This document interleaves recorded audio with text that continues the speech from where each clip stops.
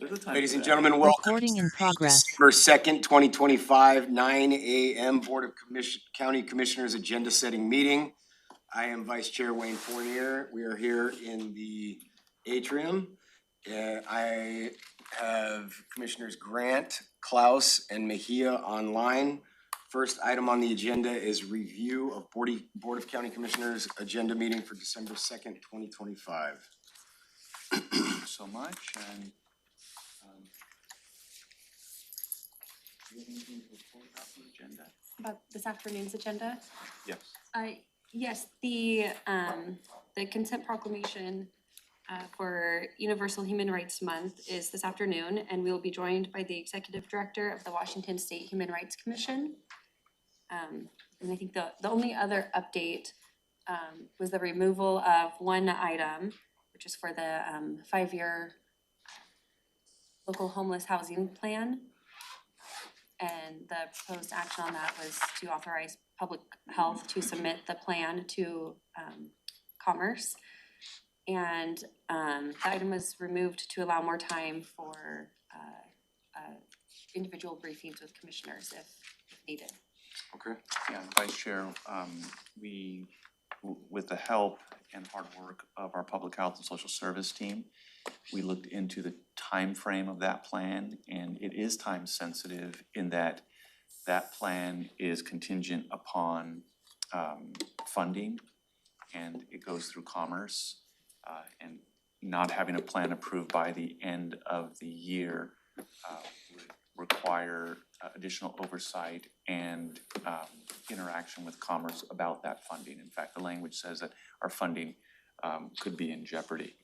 So our desire would be to try to get a work session scheduled for next week with the Public Health and Social Service team. I know that they've already done one work session on the plan, but we could do another work session and then bring that on December 16th, or add it to the agenda for the 16th. Okay. Commissioner Klaus? Thank you, Vice Chair. I think the county manager answered my questions. I had a concern when I heard this was removed from the agenda, but because of all those reasons the county manager listed. So if we were to be able to get it approved by the end of the year, that would be just fine. So thank you, county manager, for sharing that info up front. I appreciate it.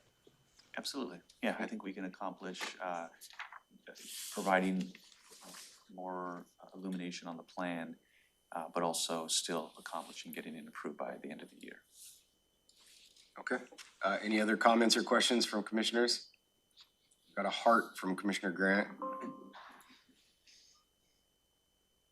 Okay, any other items on the agenda tonight? Amy? No, nothing further to. Review all of these. Do we want to go through them individually? We have staff in the audience. This agenda hasn't been previously reviewed. Oh, okay then. This is our first review, yeah. Right, first item, anything for the county manager's update? Nothing to report at this time, but thank you, Vice Chair. First item, auditor's office, purchase of enhanced voting ballot duplication station. Thank you for joining us this morning. Tilly. Good morning. Chief Brandon Weber should be up momentarily, but I'll pinch it for a little bit. Good morning. For the record, Tilly Polar, Elections Manager for Thurston County.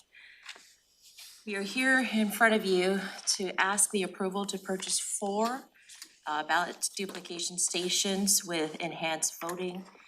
This is a cost of $66,000 plus tax and shipping, and subsequent annual fee starting at $13,000, increasing for a 3-year cycle after the initial purchase for this year.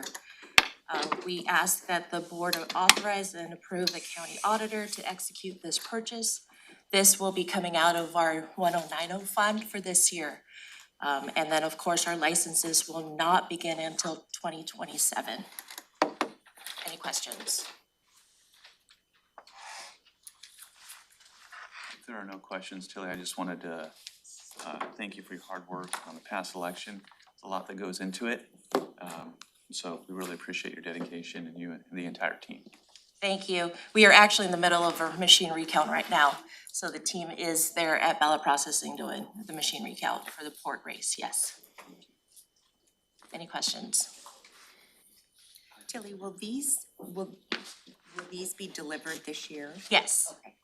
Yes, so part of what we're doing this morning is the approval from the board, then we will sign it this afternoon, and then we are preparing for delivery later on today. You haven't missed anything, we just started. Thank you. All right, have a good day. So consent two, Yep, I'm good. property management agreement for downtown Olympia buildings.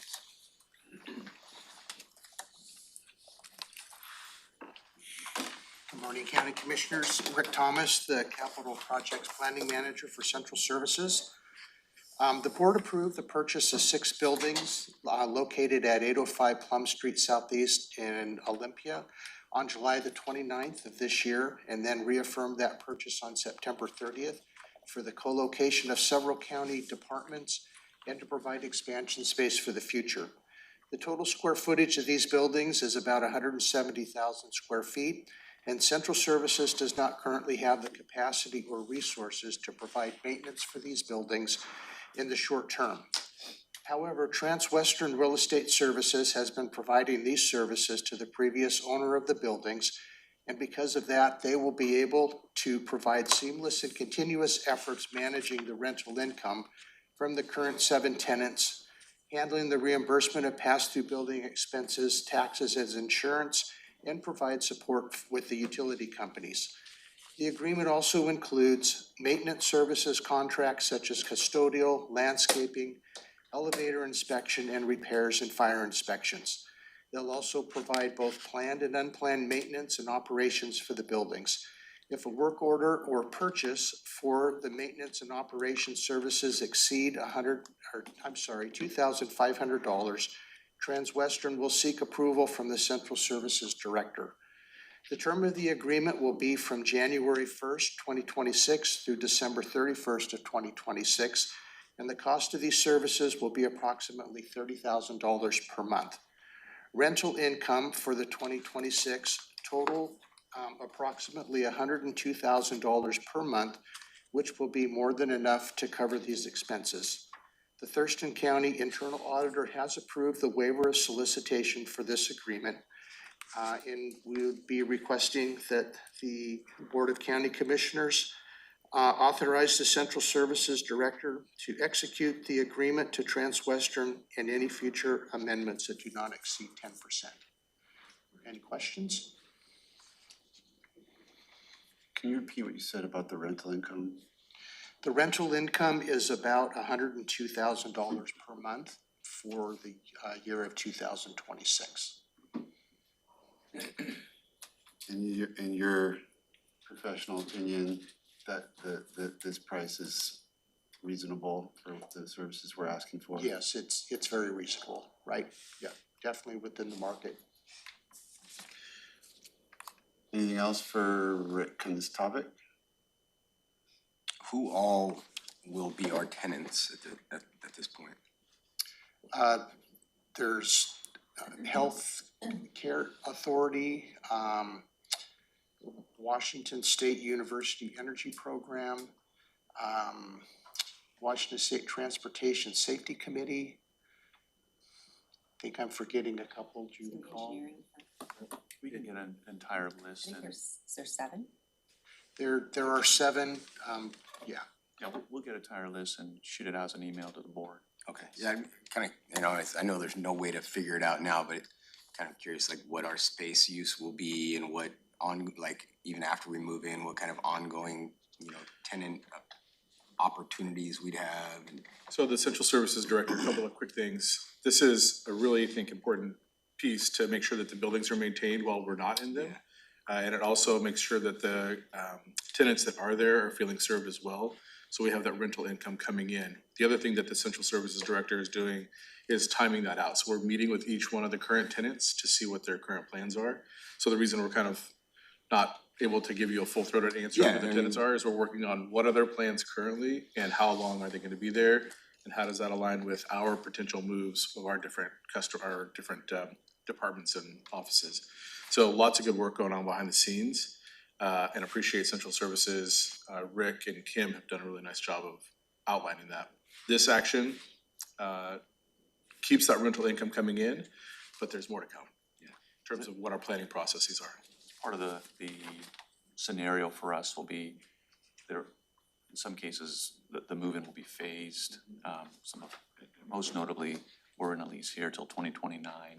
So there's some work that the team will be putting together, and we'll bring that back to the board for a full presentation. And then like, just having a clear picture, like, you know, our lease here is until, if you, you know, in the email, and yeah, I know you just said it, but our lease here is until when, what our lease, what we pay in lease, I don't remember exactly what that number is, and then like what our bond payments are, and just. Yeah, we can get all that together. It's exciting that, how many weeks ago did we take possession? At the end of October. And then in the meantime, in the short term, the $72,000 of rent that's not going to property management goes where? To the buildings, it's all about, this is part of the plan that we presented to the commissioners, was any rental income, other money that's coming in goes into the buildings in terms of For the remodel yeah. or, yep. And what I know that our central services director is working on with our assistant county manager is the full cost of ownership. And we're gonna be looking at that for this suite of buildings, but also looking at that as we go through all our facilities so that there is ongoing maintenance built in. This is an opportunity for us to really take a fresh set of eyes and determine what we need, and of course, we'll come back to the board for input and approval. Awesome. Okay, anything else for Rick? Thank you. Item 3 is resolution to rename the Economic Development District to the Evergreen Coast Economic Development District. Right now, it's Civic Salish. We did reach out to Michael Cade at the EDC. But if there's any questions that we can take back, he'll definitely. I spoke to him, it's just it's a naming thing, they're just looking to kind of better and kind of capture the broader region that they're representing in a way that kind of speaks to all the constituents within that group, within that area. But we have to pass some sort of resolution. Any questions on this? Yep, all right, thank you. Item 4, Alliance for Healthy South Sound contract renewals. Good morning, commissioners. The county has been participating, the fiscal agent for Alliance for Healthy South Sound since 2014. And the Alliance for Healthy South Sound exists to support regional salmon recovery efforts. It is currently funded through the Puget Sound Partnership, and Commissioner Menser, you represent the county on the Alliance's executive committee. So most of the funding that we receive from the Puget Sound Partnership is passed through to Ross Strategic. They're a consulting firm that had been supporting the Alliance since 2014, since we were the fiscal agent. So the contracts that we currently have in place, they're 3-year contracts. They're up September 2025, and so this is a request to renew both the contract to receive the funds from the Puget Sound Partnership as well as to release the funds to Ross Strategic in support of that alliance. I don't know if you want to add anything, Commissioner Menser. The executive committee every year, or maybe it's every 2, I can't sure, but periodically we discuss, you know, who would be the supporting consultant or and so that process has happened, and Ross Strategic, I believe, was reselected. They have done a great job in my estimation in this with this group, so yeah, I forgot that Thurston County does the fiscal. When I saw this item, I wasn't sure it was just about approving the ROC, but yeah, the fiscal agent piece is obviously important. Thurston County has had that role. Yeah, it helps support the alliance since they don't necessarily have the administrative framework to receive and disperse the funds. And just that this is not like it's like an important group. They're called local integrating organizations, and they're part of the salmon recovery framework that's sort of built to allow us to avoid endangered species listings by having the Washington, you know, framework. So this isn't just a group that, oh, this would be nice to have this group, let's do it. It's like actually legally constructed and embedded in how salmon recovery is done and how then Washington deals with the federal government with respect to Salmon and Endangered Species Act. Is that Yep. about right? Yep, and there's no additional county funding put into this. We are purely a fiscal agent passing through funds from the Puget Sound Partnership. Okay, questions on item 4? Looks like no. Thank you. Let's go on to item 5, Thurston County EMS Comprehensive Plan. Morning, Ben. Good morning. Good morning, Commissioners. Ben Miller-Todd, Emergency Services Director. I won't completely re-present this information as it was presented on November 11th during the board's work session. So anybody that's listening from the public, I would encourage you to go and listen to that work session for a more detailed or comprehensive review of the Comprehensive Emergency Services Plan, Emergency Medical Services Plan.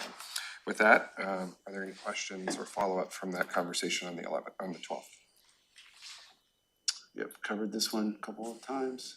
Anything from the board? Just want to reiterate, Ben, the amount of work and collaboration that goes into moving this forward is substantial. So thank you for your leadership and your team. Congratulations on your ultrasound accreditation. Thank you very much. There should be a press release going out here shortly. Just came out. All right. Thank you very much. It's hard work by the whole team. Sure. Awesome, thank you, Ben. Perfect. Thank you very much. Next up is resolution to reclassify 2 basic life support training coordinators to Medic 1 training coordinators. Medic 1 item. Maria Ponte. Commissioners, Maria Ponte, Human Resources Director. I'm presenting this request actually on behalf of Ben Miller-Todd. It is a request to reclassify 2 basic life support training coordinators to a new classification we developed called Medic 1 Training Coordinator. Historically, Medic 1 has provided training across the county to at least 15 EMS agencies. And they've divided that training by BLS, which is Basic Life Support, also known as the EMTs, and ALS, so Advanced Life Support Paramedics. Throughout the years, how they function and provide the training has evolved. And so by melding these 2 classifications into one, it will help them, it'll enhance their flexibility, improve efficiencies, and ensure that Medic 1 continues to provide this training.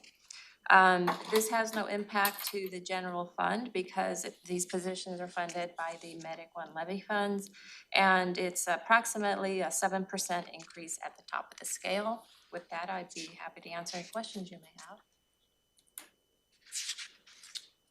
Any questions? Ben, yeah, any thoughts or? Do you have any final Absolutely. thoughts? Yes, so in terms of the reason, a little bit more about the reason why, just a little bit.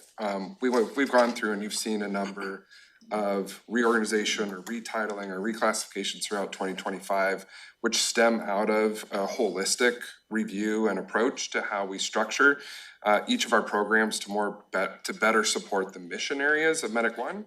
As was alluded to, our paramedic and EMT training had become its own pillars. And ultimately that was becoming more and more inefficient because a lot of the crossover in training, actually it's highlighted today, that we're housing ALS OTEP across the street at Medic 1 and you're watching EMTs and paramedics walk through for their training to do evaluator training. But the funny thing is that regardless of whether you were an ALS trainer or a BLS trainer, those 2 areas are actually swapped. And so to more effectively use our trainers within Medic 1 and make it a more equitable approach within the department, we decided to make all trainers one class. And that's basically this action. So we take all of those independent trainers, put them into one group, and can more efficiently use them to help train EMS providers in Thurston County. I personally think it's really great to see even this building being used as a hub. I know there's been some, all the activity and we've seen people some of the apparatus you work on being transported up and down the stairs. Dwight has caused. We've had some moments. But It's all training. I'm watching guys walk into wrong doors and texting them, telling them to go left instead of right. Thanks, I'm lost in this building. Yeah, but it's fantastic to see us putting this civic asset to use all hours of the evening and in the weekends too. Good job, Ben. Was when they had the little body and they were like That's wheeling it Dwight. around. That's Dwight? He has a name. Okay. You even had to put a message out. We're all Dwight- learning. Dwight- Good problems to have. Yeah, thank you very much. So Jennifer, disparaging Dwight, who is this I supporting? know, I was like, who's Dwight? Dwight Cox. Okay, next up, you guys are ready. We are on item 7 under consent, which is revised 26-27 Thurston County Criminal Justice Treatment Account, or CJTA plan. Good morning, and Dr. Jen Freiheit, the Director of Public Health and Social Services. And yes, this is a request to approve the revised 2026-2027 CJTA Criminal Justice Treatment Account Plan, detailing the uses of the funds from the Healthcare Authority as recommended by the CJTA panel. And just as a recap, the board approved an updated CJTA plan for the state fiscal year 2026 on September 16th, 2025. The local CJTA panel revised this plan in October in order to align with the Healthcare Authority's shift from an annual to a biannual contract for state fiscal year 2026 to 2027. And then they met again, so for the third time on October 30th, to discuss funding strategies in particular for FES and DRC.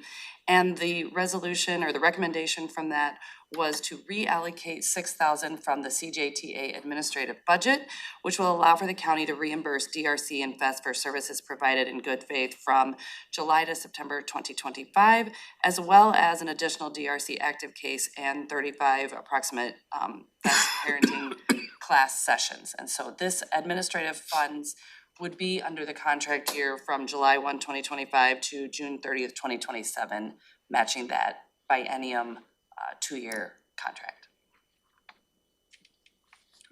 Just clarification, so we are reimbursing them for the classes that they have been doing, and then we are also contracting them with them in the future. It provides just a little bit extra for one extra case for DRC and just a little bit extra for classes that then continued through November for FES. And so they will be able to use it as they deem necessary for what they have already provided with a potential for a little bit more. So yes, it's reimbursing them for the classes that they did outside of the contract that ended in June, and a little more. Correct. And this is something that they are in agreement with and supportive of? Yes. And we've contacted folks at both DRC and FES, and they have provided their agreement with this path. Is there a, like, do we have to approve this, or can this be moved to another agenda? Or is there like a? The timeline for the CJTA plan, this is a deliverable to receive the revenue and also provides direction to start the subcontracts. And so ideally, we try and move this forward as soon as we can. However, I'm happy to help answer any questions. Could we work to get on the 16th agenda? On the 16th agenda, yeah. Are there questions you'd like staff to follow up on, or just some background you need to look into? Just some background I need to look into, if that's okay. So moving to 12-16. If that's okay with the board, that's just my request. Yeah, I, like, kind of going back a step, did all of this, I know you mentioned there is a single year to biennium, but I mean, was the overall amount of, and I see your hand, Commissioner Klaus, just one sec, was our amount reduced in some way or something that kind of caused this sort of, not shakeup, I don't wanna say, but like that these pieces had to be sort of sorted out in this way? We're receiving the same allocation from the Healthcare Authority, and when we reworked, the budget, and 3 main factors were considered. One being an expected increase in the DUI and drug court census from the 70s to the mid-80s. So about 15 more people getting treatment in urinalysis that would get charged to CJTA, and that's usually about 12 to 24-month commitment. And then the second was a greater utilization of domestic violence treatment services through public defense, and that's about a 12-month commitment there. And then the third thing was availability of local housing. So to respond to this, the panel recommends prioritizing more of the CJTA funds towards substance use treatment, domestic violence treatment, and housing. And so that's where more of the discussion happened afterwards. So the dollars weren't reduced, but there were more services being provided. Yes, correct. Yep, I got you. I had Commissioner Klaus and then Commissioner Fournier. Thank you, Chair. Well, I just was raising my hand to respond to Commissioner Mejia's request about a little more time. And I'll always support more time for Commissioner as long as the process doesn't get held up. So if we're hearing from staff that the 16th is fine, then that's fine with me. It's important to me that the groups involved support it. So that stood out to me. And if they support it, then I'm, more inclined to be supportive of it as well. I was wondering if there's anything in writing that shows that, it was FES and DRC? Mhm. Is there anything we have that shows that they are in support of it? Yes. I know we have an email from Shelley Willis at Fest. Do we have an email from DRC as well? I believe Elizabeth has been out on vacation, so I can follow up with her. So let's do that. But to answer your question, Commissioner Klaus, yes from FES, following up with DRC. And Okay, perfect. And Shaylin, there have been several meetings where these groups have participated, and you've done additional outreach to make sure that everyone was a part. Exactly. And then one other component, the 2-year extension wasn't something the county required. This was something that the state, Yes. correct? Okay. Exactly. So thank you for doing the outreach to make sure everyone came to the table and everyone had a chance for their voice to be heard. And as you worked through an amenable solution with, as Assistant County Manager said, increased demand for the same dollars, and you looked at how you work that through. And then Dr. Fry, thank you for working through how to provide a level of support when the contract ended, but services were still provided, and you rolled that in to making folks whole. It's greatly appreciated. Could you, go ahead. So this is on today's agenda for later today. This is within 24 hours. It's been noticed to the public that this is on the consent agenda. So I would think that the proper way to move it would be at the meeting. So we would remove it from the consent agenda and then at the meeting, make a motion to move it to the 12/16 meeting. Clerk, do you want to comment? Yes, I agree. We could prepare the motions for that this afternoon. So in terms of process, just real quick, CJTA, they would be okay with this postponement to December 16th? Yeah. Can you, it might be useful to remind us all who's on the CJTA panel helping shape these decisions. So we have, would you like that now, or do you want them? Well, if you know it off the top of your head. Yeah, so we have this is, the local CJTA panel is established in statute. So the statute that creates the criminal justice treatment account funds. And we have representatives from the prosecutors, that is Christy Peters. From the sheriff's office, that's Lieutenant Teresa Becker. From Superior Court, that's Kristen Jensen. Public Defense is Patrick O'Connor. DUI and Drug Court is Sabrina Craig. We have a substance use disorder treatment provider, which Northwest Resources, Dennis Neal, has been appointed to that position. And then the Thurston Mason BHASO, Jason Bean Mortensen.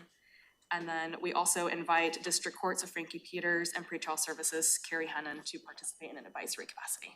You didn't give the job descriptions, but every single one of those people is kind of the head of, that's the Superior Court Administrator, that is the Chief of Staff, the Prosecuting Attorney, that is the Director of Public Defense, that is Jason B. Morrison, who is involved in everything with our LEAD program and other things. Our Pretrial Services Director. So I just want the public to hear that we have really subject matter experts trying to help us shape and make the right decisions with this limited funding to make sure it gets allocated in the way that they see as most effective.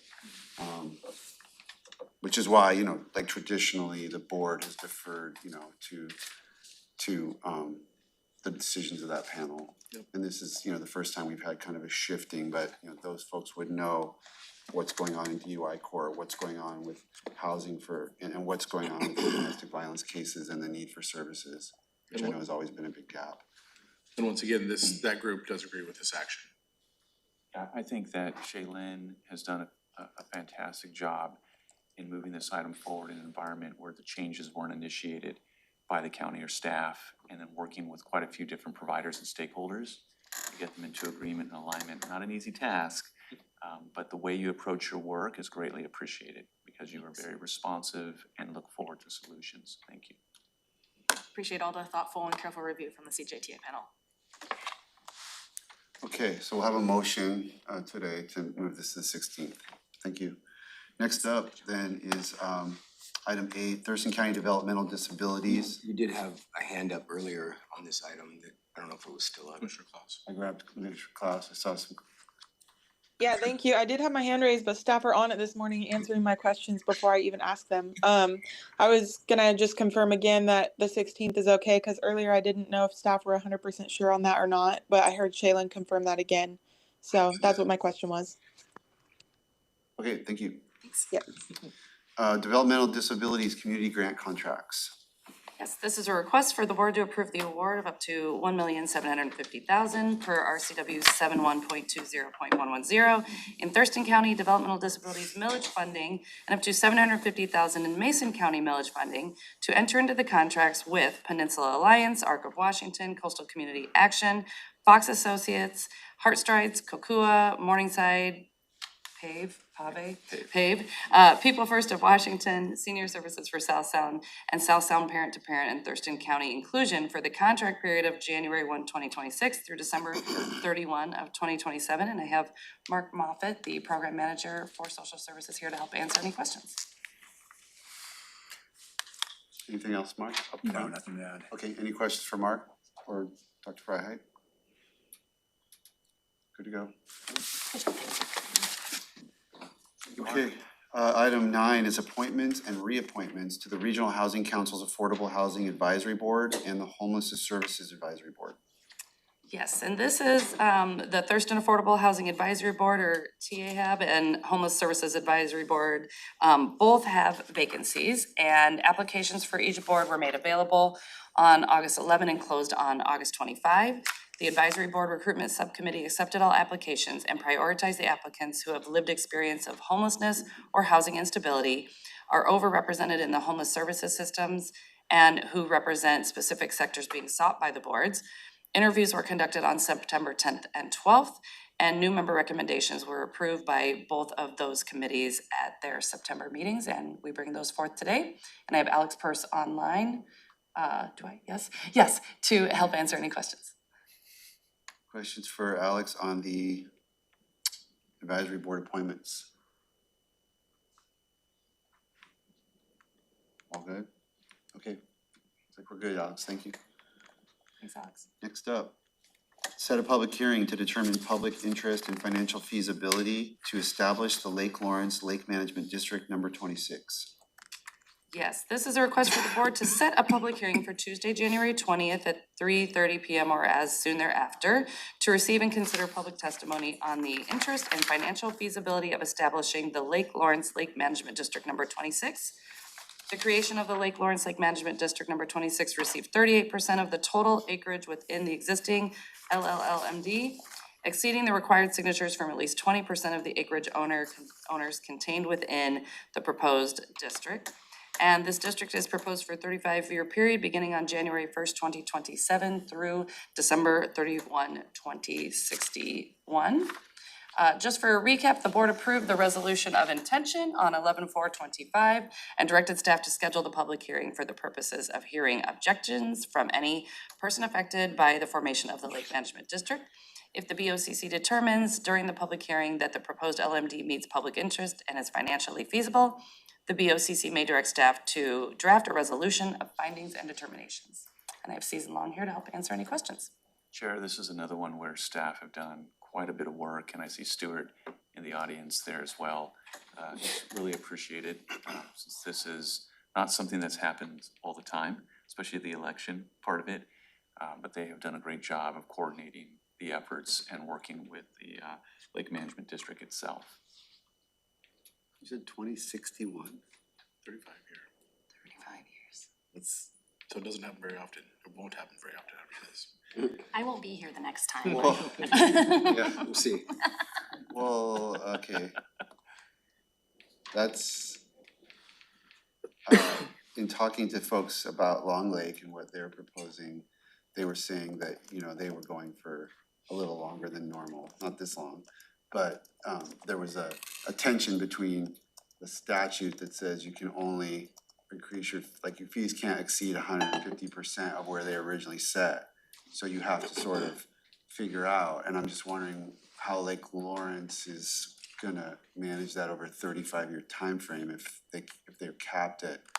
And that's exactly what this financial feasibility conversation will be about. So you'll hear from Barry, Halverson, and other folks to explain to the board why they think this 35-year period is good.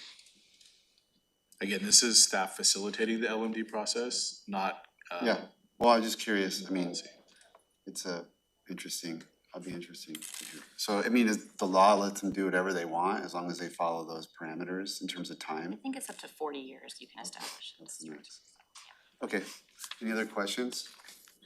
All right, thank you. Next item is 11, contract award for stormwater utility rate design and financial advisory services, Public Works. Louise.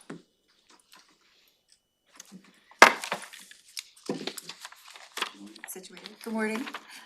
Karen Weiss, Public Works Director. So this request is to approve a contract for stormwater utility rate design and financial advisory services to FCS of Redmond, Washington for $89,755.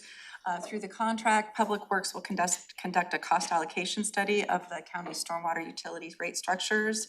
The intent is to evaluate our revenue requirements based on our recently completed storm and surface water utility comprehensive study with a goal of providing funding for the necessary programs while minimizing rates, rate volatility, and aligning with industry best practices.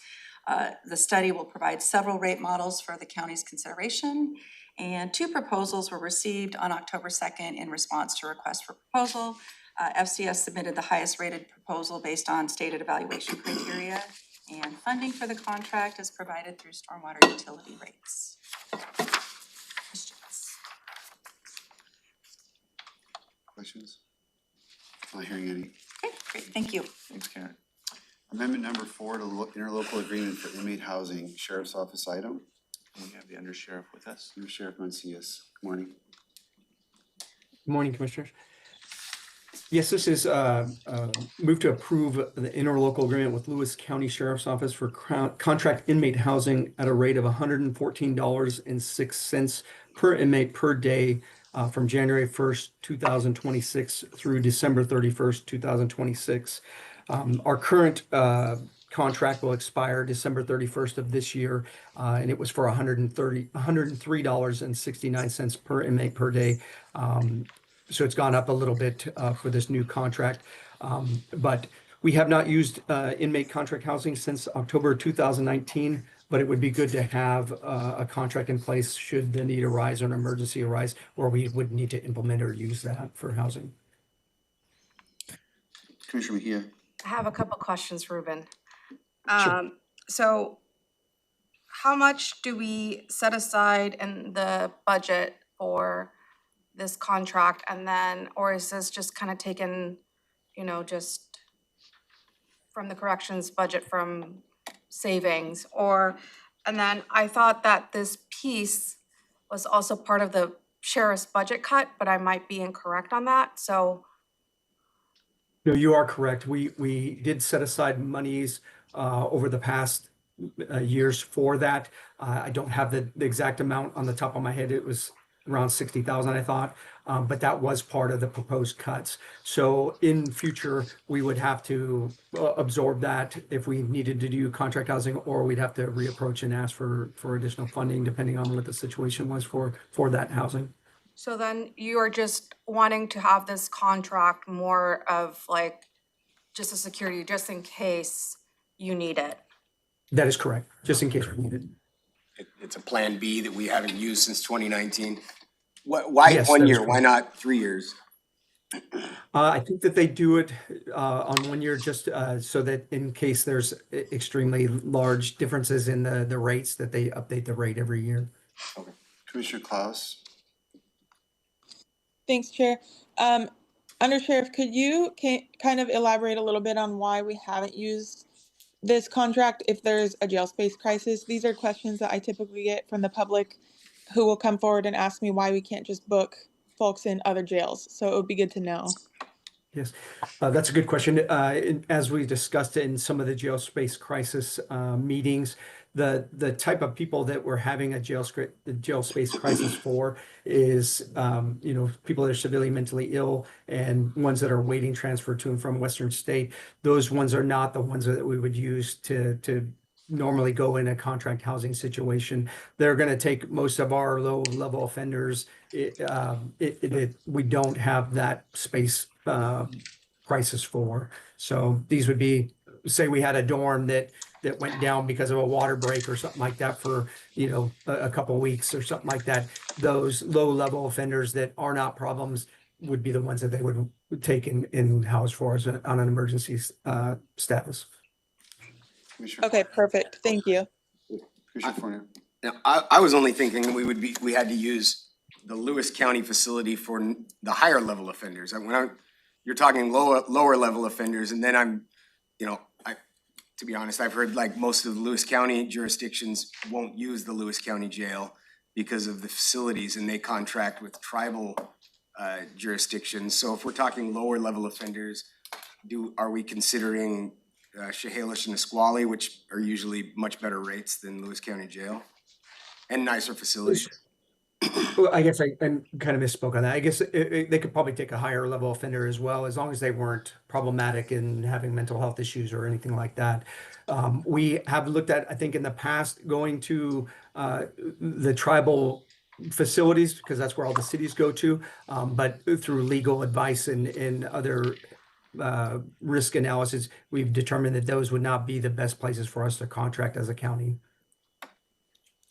How does the, when you say like a higher, let's just say someone with mental health issues, how does the contract work in terms of who determines like this person's out? Like, let's say we needed to send someone to Lewis County and how does it work where they would say, nope, we don't, this person doesn't qualify, or we don't want this person, or this person's okay? I mean, is there some kind of screen, like we have to make a representation about some criteria, or how does that, like if someone's right on the line, let's say, of, being somebody that Lewis County would or wouldn't take, how does that get hashed out? Yeah, they would probably have us fill out like a pre-booking form like we would do for our jail. So when someone brings someone to our jail, there's a questionnaire, the pre-booking form that they fill out, and we will see what kind of issues that they have, medical issues, any kind of problems like that. And then they will make that determination if they would accept them, just like we do when we accept somebody into booking in our jail. So somebody at Lewis County has the authority to look over that information and then say, nope, not accepting that booking. Yes, that's correct. The contract gives that flexibility, sounds like. Yes. Okay, other questions? All right, thank you. Under Sheriff, you got one more item, I think, here. Interagency agreement with Washington State Patrol for commercial vehicle inspections. And this is a non-financial agreement between the Thurston County Sheriff's Office and the Washington State Patrol. And it basically is a 5-year agreement to access their commercial vehicle inspection system that we have. There's only a few deputies that we have that use that to keep up their certifications. And then we have one main deputy that is assigned to Public Works and who does the commercial vehicle inspections. But it is to be in line and to be able to access their Commercial Vehicle Safety Alliance inspection system. Any questions on this item? I think we're good to go. Thanks. Vehicle enforcement's important. Thank you. Thank you. All right, next 4 items are voucher lists. Any questions from commissioners or issues there? If not, we will move to our department items. We have 4. The first one's under Commissioners, 6, subsection 6, resolution adopting the 24-25 operating and capital budget amendment 3. Entered Summer Miller, perfect timing. Good morning. Summer Miller, Budget and Fiscal Manager in the Commissioner's Office. Let's see, so per RCW 3640-100, 3640-140, 3640-195, the Board of County Commissioners has the authority to amend the county budget during the fiscal year. This includes supplemental appropriations because of unanticipated receipt of federal, state, and local revenue sources, and for transfers or revisions within departments. The first review of 2024-2025 Amendment 3 was held on Wednesday, November 5th. Second review and final preliminary decisions was held on Wednesday, November 12th. Amendment 3 was properly noticed in the Squally Valley News on November 13th, 20th, and 26th. And the public notice, resolution, and associated attachments have been reviewed and approved by legal counsel. The overall increase to 2025 expenditure appropriations to the general fund is 2.2 million, just over, and the increase to all other funds is just over 70 million. So in addition to the resolution before you to adopt budget amendments to the 24-25 biennial budget pursuant to 3640-100, you also have the attachments A, operating budget and FTEs by department, B, capital budget by department, C, operating rec sum, revenue and expense, and D, capital recommendation summary, revenue and expense. Happy to answer any questions if you have them. It might be worth sort of saying that I missed one of the meetings on this, but my recollection is that we essentially did not approve anything sort of a discretionary nature with respect to the budget amendment. And because the number you said, you know, is hefty, right, 2.2 million, but those were all really items, is my understanding, those were items that were cost increases or contractual. Yes, they were items that were. Obligated or like. That is correct, yes. So they're items that were either mandated, revenue backed through grants and such, or they were previously noticed to the board in work sessions for increases required to not run over budget authority. So the one that comes to the top of my mind is Public Defense had a work session with the board in February and talked about a need to have some additional budget authority based on some requirements that were passed down to them. Yeah, these are not discretionary increases. Yeah, just want to make sure that's clear to the public. Yes. Any questions for Summer on this item? Okay, thank you. Thank you. Public Works has the next three items. First one up is letter of intention to RCO, or the Recreation and Conservation Office, for relinquishment of partial ownership of a portion of Yelm Rainier Tenino Trail.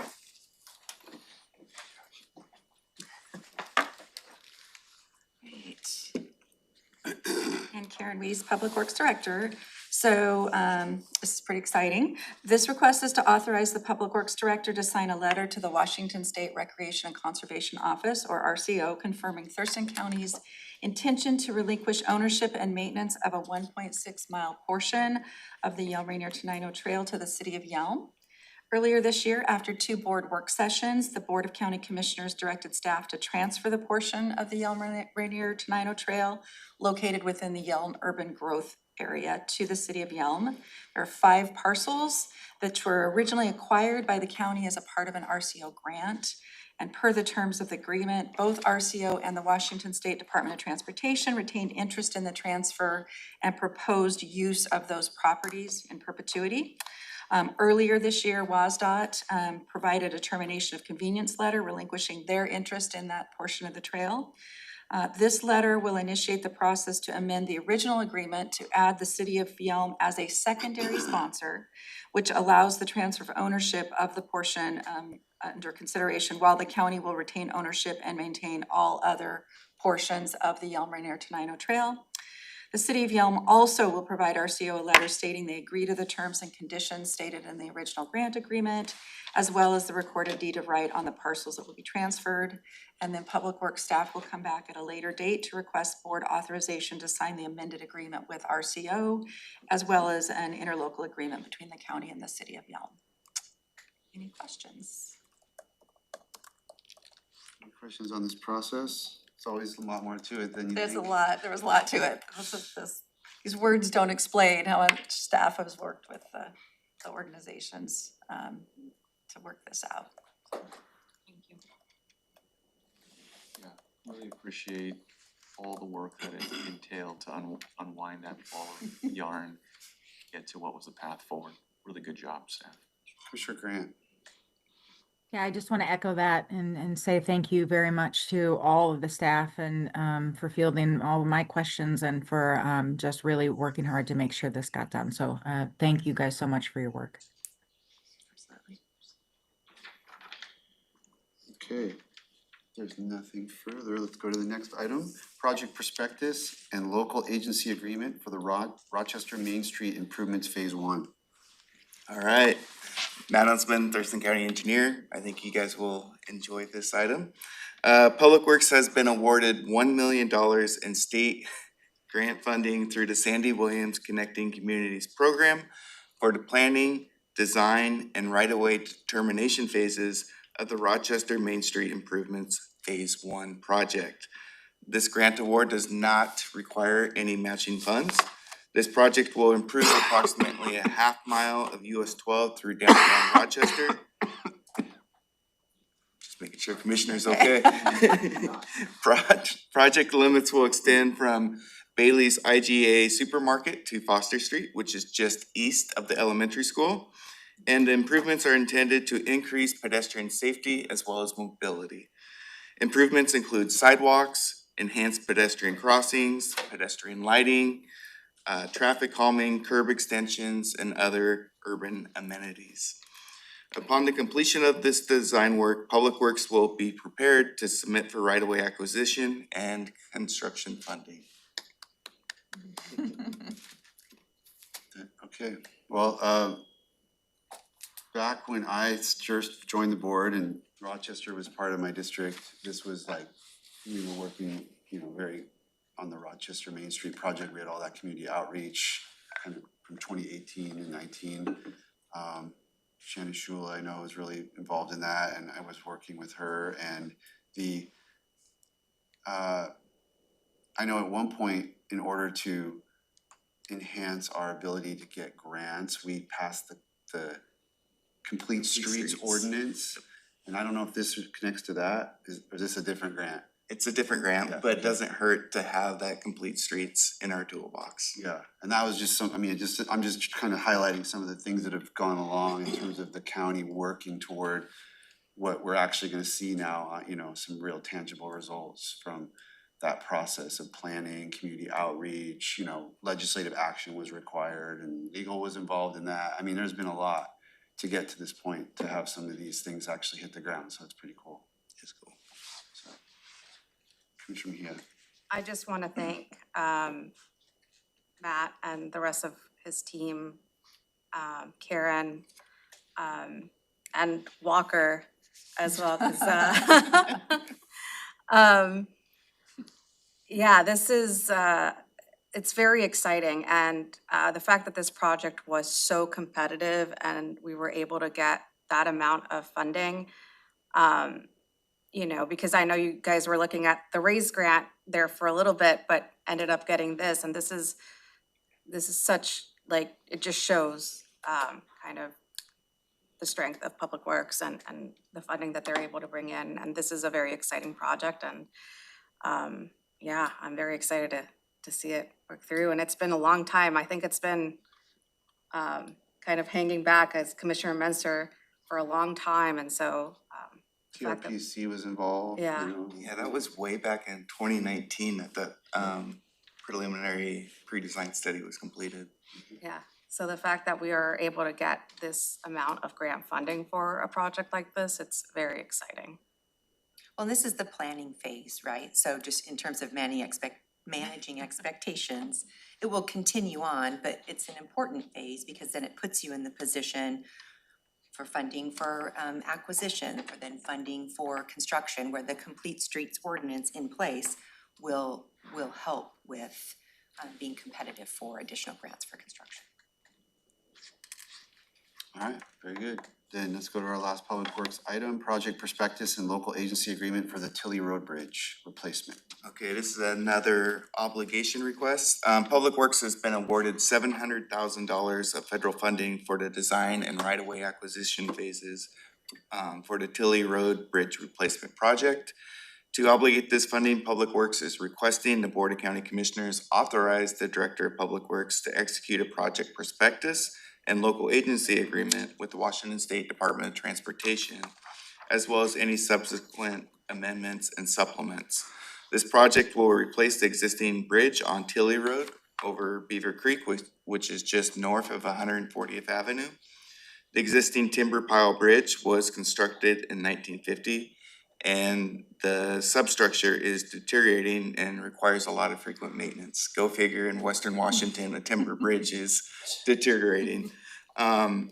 This segment of Tilly Road serves as a detour route for I-5 when emergency closures are necessary between Grand Mound exit 88 and Maytown exit 95. It's anticipated that this bridge will need to be weight restricted in the near future. So this project is very timely in that hopefully we can maintain the bridge long enough that we don't have to restrict it before we can get it replaced. Any questions on Tilly Road? Great job. Thank you, guys. Thank you. All right, moving forward, we'll have public comment on general matters. We'll have community reports from commissioners. We have 2 public hearings set for 3:30. One regarding the proposed ordinance regarding local voters pamphlet, and one regarding proposed resolution approving and adopting amended rule of assessments for Thurston County Long Lake Management District number 25. Anything we need to say about those? Everybody knows what they're about. Okay. Then let's move forward. We've got advisory boards. Thank you for being here. Morning, Commissioners. I'll start with the Fair Board. On November 12th, we received an email with 4 applications at a regularly scheduled meeting of the Fair Board on Wednesday, November 5th. The 4 applicants were interviewed, and the Fair Board recommends the following appointments. Diana Torres to position 10, Chris Pettit to position 11, Diana Weisner to position 19, and Sawyer Brown as an ex officio.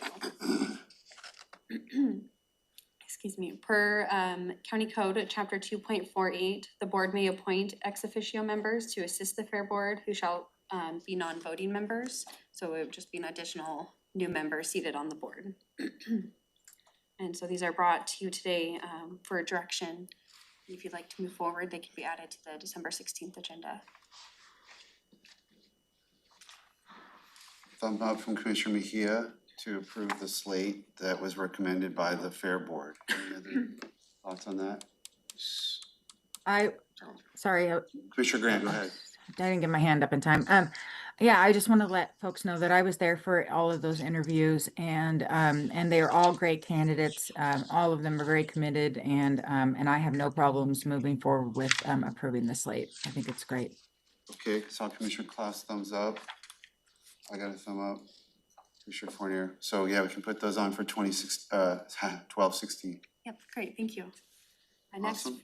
Go ahead. yes, for the Housing Authority of Thurston County Board, on November 4th, 3 applications for the Housing Authority were provided. One of those, Ms. Ferguson, was appointed to position 4.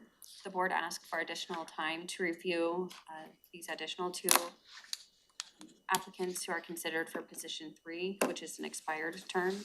So we are bringing these back for any updates or direction. Commissioner Mejia. Thank you, sir. Yeah, I've had conversations with the applicants as well as with current housing authority board members. And kind of part of the discussion is they would also like to interview and make a recommendation to the board. And so I think that's appropriate. We allow it for different other boards to interview their candidates as they come in. And so my recommendation would be to allow, they have a quorum for now, so they're able to meet. There won't be any issues with that piece. So I would recommend that the Housing Authority Board, talk with the candidates, interview the candidates, and then make a recommendation to us. And we can either agree or disagree with their recommendation, but at least, that piece. Commissioner Fournier. That sounds fair to me. They're both good applicants, and I wouldn't have any way to determine which one would be preferred without some type of recommendation. Grant agrees. I will say that I also interviewed both candidates. They're both very qualified, but they have complementary skill sets. So I think this is whether it's a good idea in every case, it's a specifically pretty good idea in this case, because I don't know which of the two good skill sets would best fit what the board needs. So I would like to hear what the board has to say if they have a recommendation to make. Because I couldn't necessarily decide based on the conversations I had. They're both pretty, one of them had more financials, one of them's worked more in the housing and policy area, one's worked more on the financial side, so either one might be a good fit. Commissioner Klaus, would that be appropriate from your perspective? Yep, that sounds good to me. Okay, so Great, direction to the clerk to ask the board of the Housing Authority to make a recommendation, and they can set up their own process for that. Great, I'll coordinate with Hatch on that. Okay, very good. Now we have public hearing follow-ups, and there's three pretty significant topics here. First up is the 11-4 public hearing follow-up regarding the 2025 comp plan update. Good morning, commissioners. I don't have any new information to share necessarily. I just thought it'd be helpful, since we do have 4 public hearing follow-ups, to just have some reference slides. So to refresh your memories, because it's been almost a month, we had the public hearing on November 4th for the comprehensive plan, and that was following 9 work sessions with the board. So here are all the different chapters and topics covered in our comp plan, and it's only updated every 10 years. And then this is a nice diagram. I'm gonna give Josh credit for this idea. Diagram that sort of focuses in on where we are today. And it's sort of by the numbers. But we've had over 60 outreach events through the course of the 2.5 years of working on the comp plan, 40+ planning commission meetings, 6 unanimous planning commission votes on the policy issues that came before you. And then, of course, we had 9 meetings before the board. Just to put it in perspective, I was shocked at this number. There are 790 policies in our comprehensive plan. And after all this process, I think a sign of success is that there's only 1 policy that's even in the list of follow-up items with our public hearing. So all that work we've done. It is, it's Substantial. And no, you're not missing anything. Redo it. Not the conclusion we wanted no. to get. Need a little bit more. I think that's a testament to the process that we established for the comp plan and the space we provided for the community to provide input, and as well as the hard work of our planning commission in reviewing all those policies one by one. And what we're left with today are just 4 discussion items. Only one of them is actually a policy item. The other items are actually implementing items that touch the development code. So since I was given credit for this slide, I'll jump in real quick. Just to hammer that home again, not all board members of a commission get the opportunity to do this level of work. To be a part of an approval that happens only every 10 years. And the success on that, starting at 790+ policies, whittling it all the way down to 4 discussion items. The way we got there is that top part, the 60 outreach events, all the planning commission meetings, all the times that the Ashley and others came to this board, all the outreach in South County and North County and East County and West County. That's the way that the team got from 790 plus policies down to one policy and only 4 discussion items.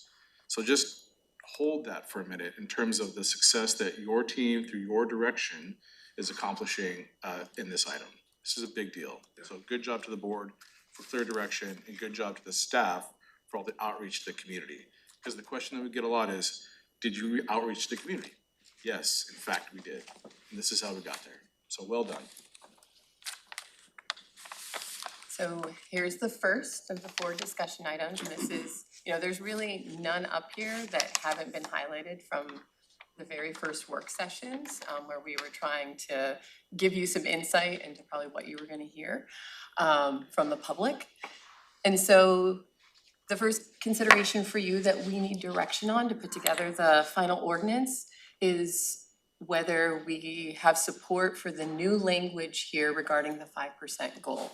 After speaking to legal counsel, they really think that the board and the county need to aim for this 5% rural growth target rather than commit to it with language like establish. And so So the new language is suggested, is what we heard from the discussions with the board and the community, and also a recommendation from legal counsel. Is that correct? That is correct. And so the new language is up there on the slide, so we can be transparent about what will go into the ordinance. But it would be supporting a sustainable development pattern rather than establishing one. And you need board direction to include that in the packet. Yes. Okay, so I know we had a previous discussion, just questions about this, and my recollection was that to say establish legal was basically saying that that would trigger a set of, a ripple effect of other actions that we would need to be taking that could involve downzoning and all sorts of other things that, in my estimation, when I first heard that, is like, I don't think that's possible to accomplish in the timeframes that we have to work with. So, I'm supportive of the support language. Remember, to get there was a whole debate and working with stakeholders and our jurisdictional partners about whether we were even gonna reference the 5%. Now we're at a subspecies flavor of that. We could have been in a totally different world. So I just wanna point out, by saying we're gonna support it rather than establish it, it's not a retreat from the goal and the value. It's being practical about what the legal meaning of those words are and what would be required for us to get that establishing piece done on the time frame that we have. I think that's a great point, Chair. The operational practicality of going in a direction that then you can't accomplish it versus what you outlined, what can be accomplished. If I remember correctly, the original draft did not have the 5%. And it was board direction at an earlier point in time that said, no, we want to support that. We want that embedded in the appropriate way. This is figuring out what that appropriate way looks like. But I just want to point out, we provided that direction. We reversed course on how this originally looked earlier in the year in order to try to meet sustainable Thurston goals and having those policy pieces embedded in our comp plan. Yeah, and because this has so many steps, it is easy for maybe the public not to, as they held up so many meetings, not to realize some of these decisions were made and that the board is actually being very proactive in this area. Commissioner Mejia. Oh, I was just thumbs up. I agree with your statement.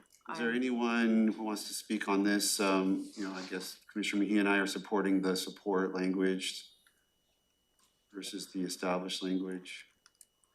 And this doesn't, in anyone's opinion, like paint us into any kind of a corner one way or another where we're going to get a legal challenge if we're not, say we're at 7% or we're at 3% and we're not meeting our goals. This doesn't put us in some type of place where we're going to get,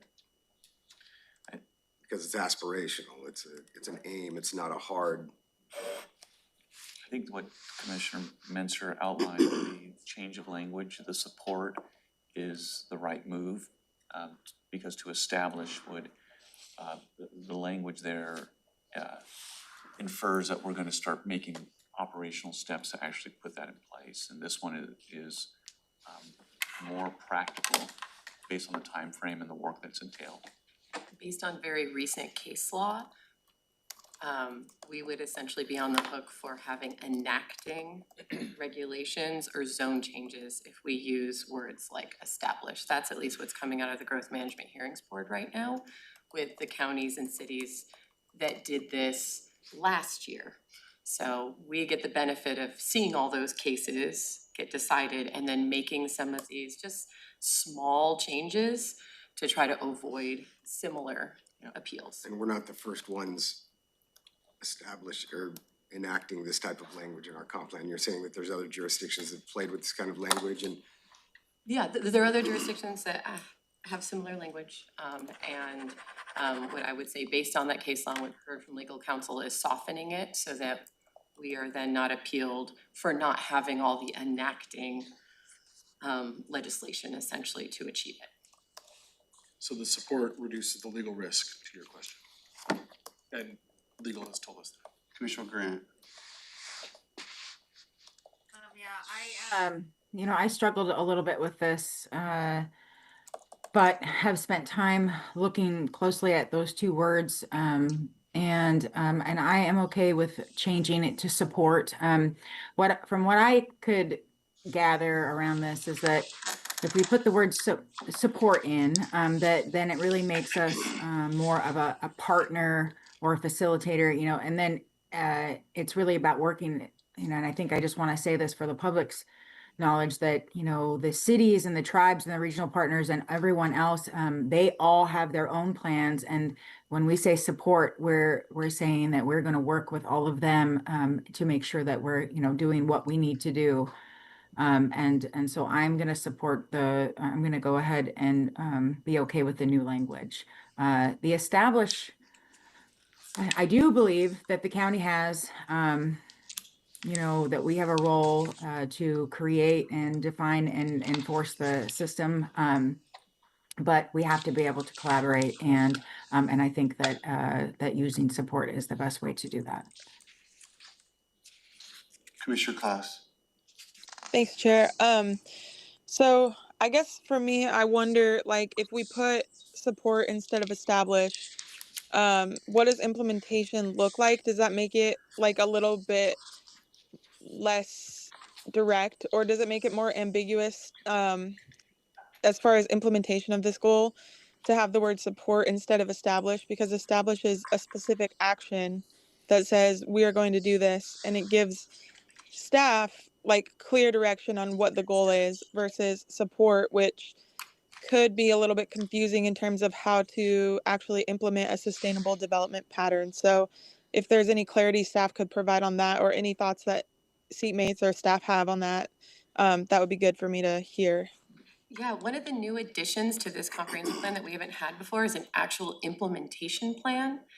And in that implementation plan is a list of strategies that have been vetted by like the Puget Sound Partnership and all of these essentially like organizations that want to support these sustainable development patterns. So we have the strategies already baked into the implementation plan to guide our current staff, future boards in terms of the kinds of projects that you'd want to see on the docket, code updates that would help implement this over time. Good work. Thank you. I have a follow-up for that, if that's okay. Yeah. So I think another thing for me is like when I see establish, it shows that the county is taking a lead on this, like making sure that we are developing a sustainable development pattern, versus support a sustainable development pattern, which doesn't like make it very clear where that development pattern and planning is coming from. So if I read it as support, then I wonder like, okay, well, who is establishing that? If we're just supporting it, are we waiting around for someone else to say what we're gonna do and then we support that. So those are kind of some thoughts that I have when I read the new language. So there are additional policies within the comp plan that I think provide more description of what that would look like. And then I would also say Commissioner Grant's comments about collaboration. We work in partnership with our jurisdictions, and we can only accomplish a sustainable development pattern if they are also providing opportunities for housing. And I think that's where that collaboration and like support language would be appropriate. We can't tell them that they have to change their zoning or allow different housing types, but we can support them, help them as they go through their own planning processes. Okay, thank you. And sorry I'm taking up so much time, but I wanted to also say, I mean, most of the rural areas are county areas. So I know we collaborate with all the jurisdictions, and this is a regional you know, this is a regional issue we all need to be aware of, but I don't know. I feel like establish is a stronger word, and it like provides more clarity. And as far as collaboration, I don't know that like just changing a word really makes a huge difference, because really the collaboration comes from all of the staff's efforts and everybody across every jurisdiction coming together to collaborate, and I think that's definitely the goal. But when I read the word support, I think I would agree with what I just heard from you, Director Arai, if it wasn't directly related to rural areas, which is primarily county areas. So, yeah, I don't know if there's any thoughts on that, or if maybe I could kind of sit down with staff and talk through this maybe, but I'm leaning more towards establish, because to me that's much more clear.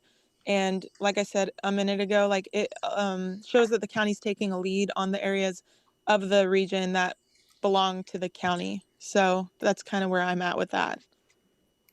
Yeah, Commissioner Klaus, we're happy to engage with you.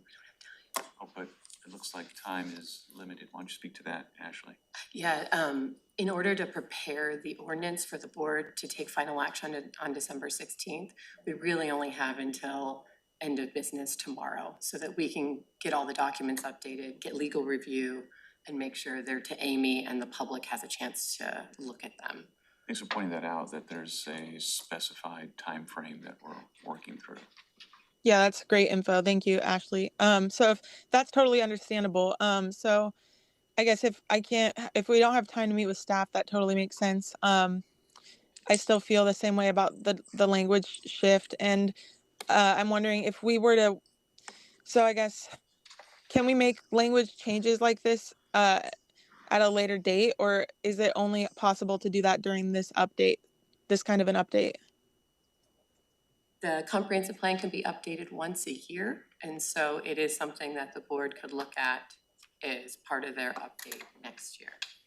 Okay, I was just curious. I really feel strongly that we have to kind of start out strong by setting that standard versus just um aiming for something. I think that's a lot of feedback that I hear from the community, is that when it comes to growth or climate, that the county is not strong enough in implementation. So I do hear a lot of great things. By the way, I do want to say, like, I've heard more positive things about this comp plan from the community than negative, like by far. So I do really appreciate the staff's work on this, but I just feel pretty strongly on this one that we should be taking the lead. We have the rural areas, it's primarily county lands.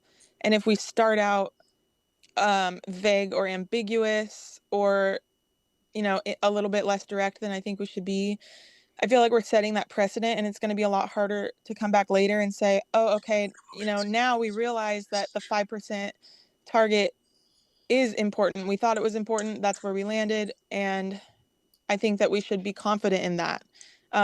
Staff and the Planning Commission and everybody's done a lot of work on this.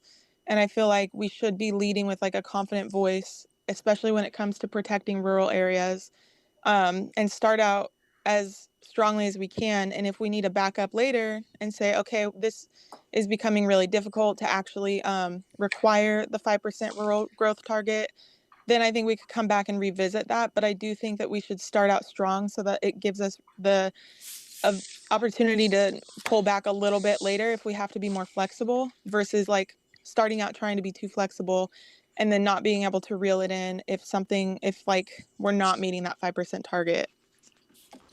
I wanna say something to that, and then I got Commissioner Mejia and Fournier. I just think that, I understand the concept that you're arguing, Commissioner Klaus, but if, if we're talking about zoning changes and down zoning, like, that's not something you just do it and then you pull back from it, like, those are monumentally controversial and things that you have to be really deliberate about. I don't think so, I don't think that approach really works. I'm hopeful that, I mean, to me, nothing about saying support stops us from doing all the things that we would do to establish.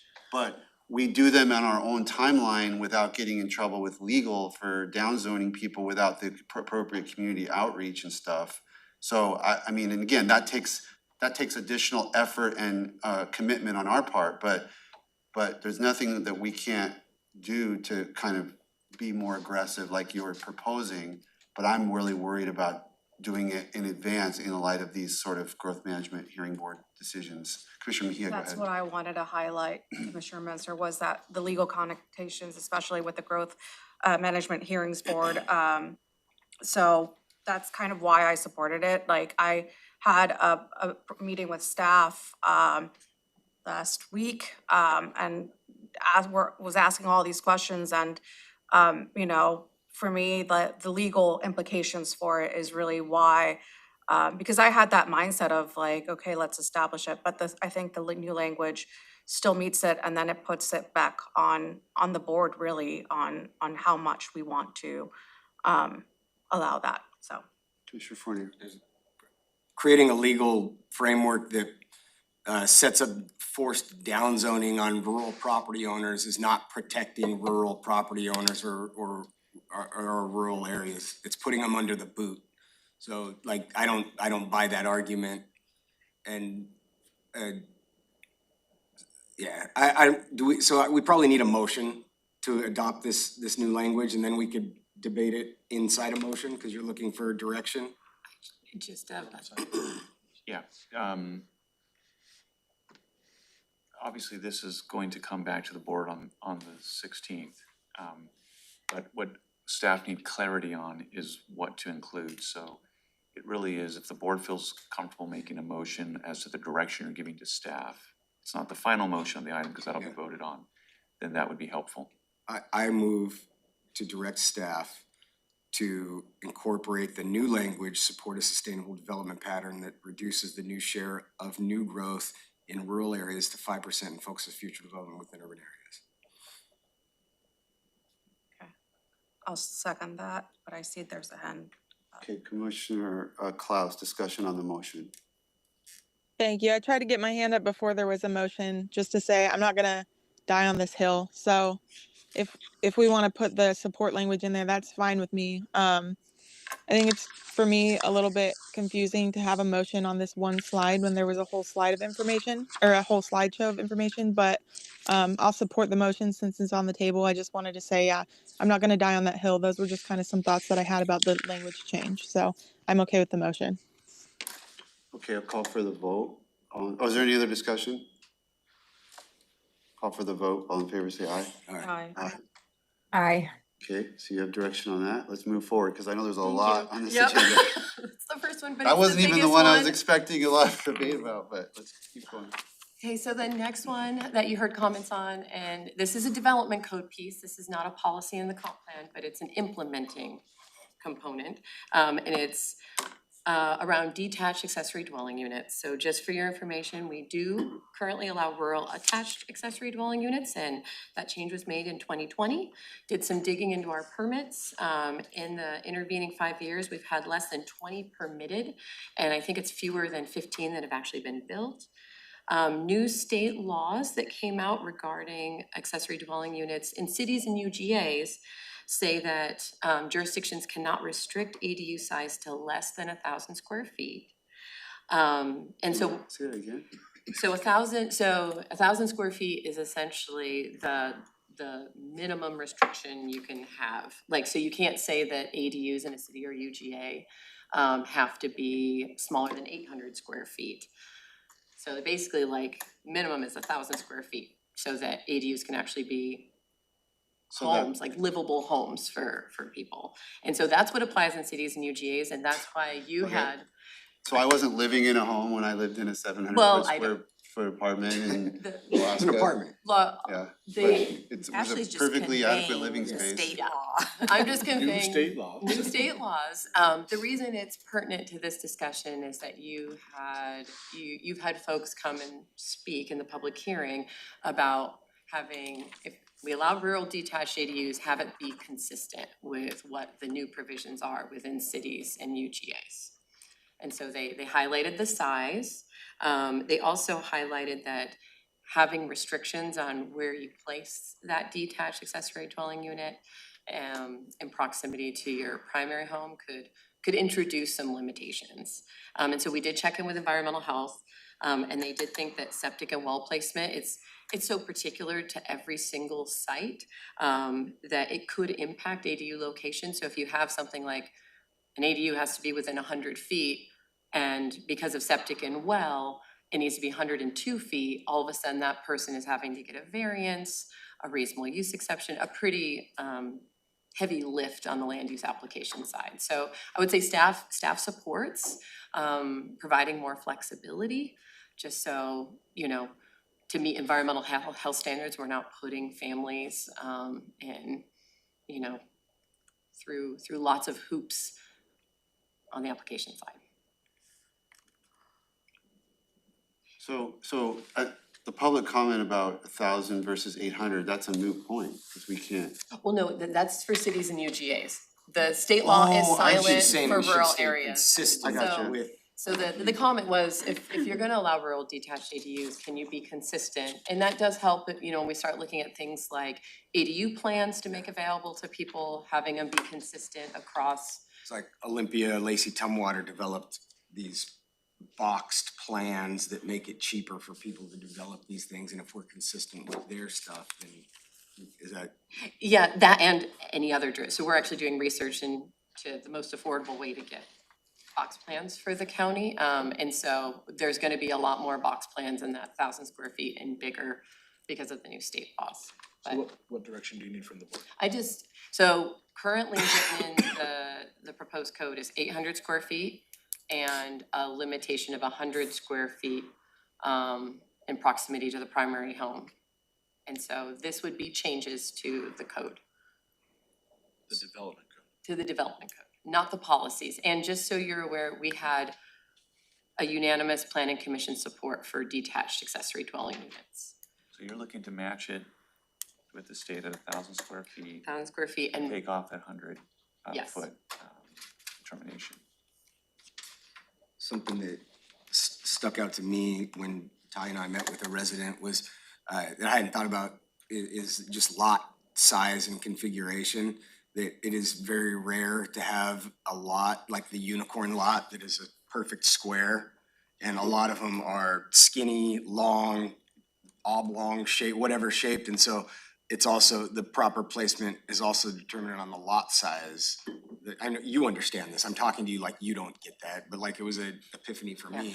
and When they were talking about, if you've gotta be, sorry, Oh, no. they've gotta be 100 feet within the house, and like a lot of lots are very skinny and long, but the drain field is right there. The only real place to put it is up over here, and there's still all the critical areas considerations and stuff like that, so there are no unicorn lots. There is no situation where these things just proliferate and can be put anywhere, and the fact that only 20 have been permitted in the last 5 years under our current rules, you know, just kind of tells me more that this isn't the uncorking of some, you know, mass development. It's still very particular in situations with these, where these are allowed. Yeah, so it takes a lot of work and time to still get one of these built. Commissioner Grant?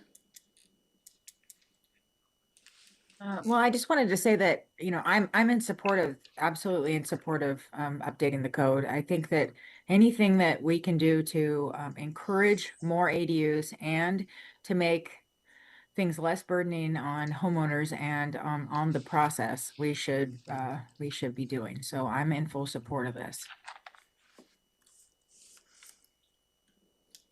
Okay, I mean, I'm probably the outlier. I'm not in support of this, you know, for a few different reasons. I don't see how we say we're gonna adopt a 5% rural growth cap and then we basically allow a doubling of zoning across the county with ADUs being permitted. We had what we did, and then I was here in 2020 when we made the changes. We worked with different stakeholders. Josh remembers very well what we did to get to that policy change. I like to stay consistent. I was saying, this is not gonna be a slippery slope, which is what we were hearing at the time.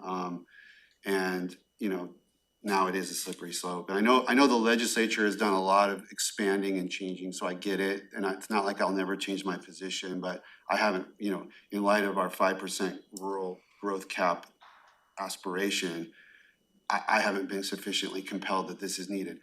A lot of the arguments in the legislature are about using ADUs as a antidote to the housing crisis. I'm all for it in rural and UGAs, but to me, it's not in a rural area something that we should be using. I support ADUs to support property owners who have family members who need to use their property in a flexible and appropriate way, and I think we have rules that allow that with attached ADUs. That's where family members. With detached ADUs, you're basically creating rental properties and you're adding to housing, which we do need housing, but I don't think this is the right approach. Now, if I'm outvoted in that, and it sounds like maybe I will be, I did have the meeting with Commissioner Fournier and the citizen who basically talked about I don't have a big problem with the 1,000 being consistent if we're allowing them. The thing about 100 feet from the house, you know, the proposal we heard was, because what they said was, we're gonna require it to be 100 feet from the house, but we're gonna allow a second driveway to be built. And they were saying, well, what about making it 100 feet from the house or driveway and not allow a second driveway to be built? Like that's in the grand scheme, that would probably reduce the amount of extra impervious surface and stuff and give more flexibility. So if we're doing it, I'm for those changes. And Commissioner Fournier talked a little bit about it. I think he is too, but anyway, that's kind of where I'm at on the whole thing. I liked that suggestion, and if you made that motion, I would totally second it. But I guess Commissioner Klaus, go ahead.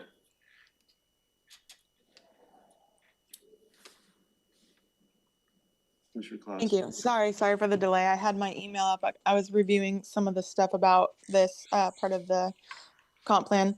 Ty, you're actually not as much of an outlier as you might think, because I'm kind of with you on that. I definitely feel like this sort of contradicts what we are talking about with the 5% cap in rural areas, and we are changing that language to support instead of establish, and then we would be implementing something that can make it more of a slippery slope, especially with kind of weakening that language on rural development. So I fear that like the changes we're making collectively within this comp plan are kind of contradictory of one another and could make things confusing for staff and could create concerns that we can't go back on. Like if we are developing more than 5% of new development in the rural areas, we can't like reverse that. So that's part of why I'm speaking up, to say that I think we do need to be more careful before we include things like this in the comp plan. I do support ADUs.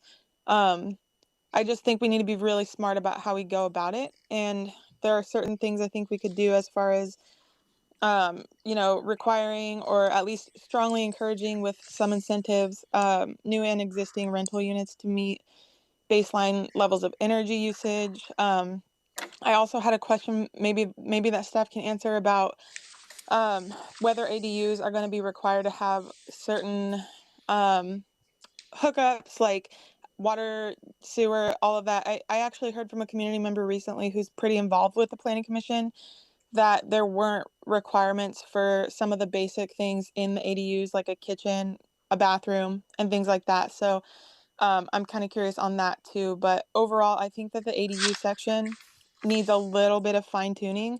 I don't think it's a bad idea, but I do think we just need to be really careful about how we go into it.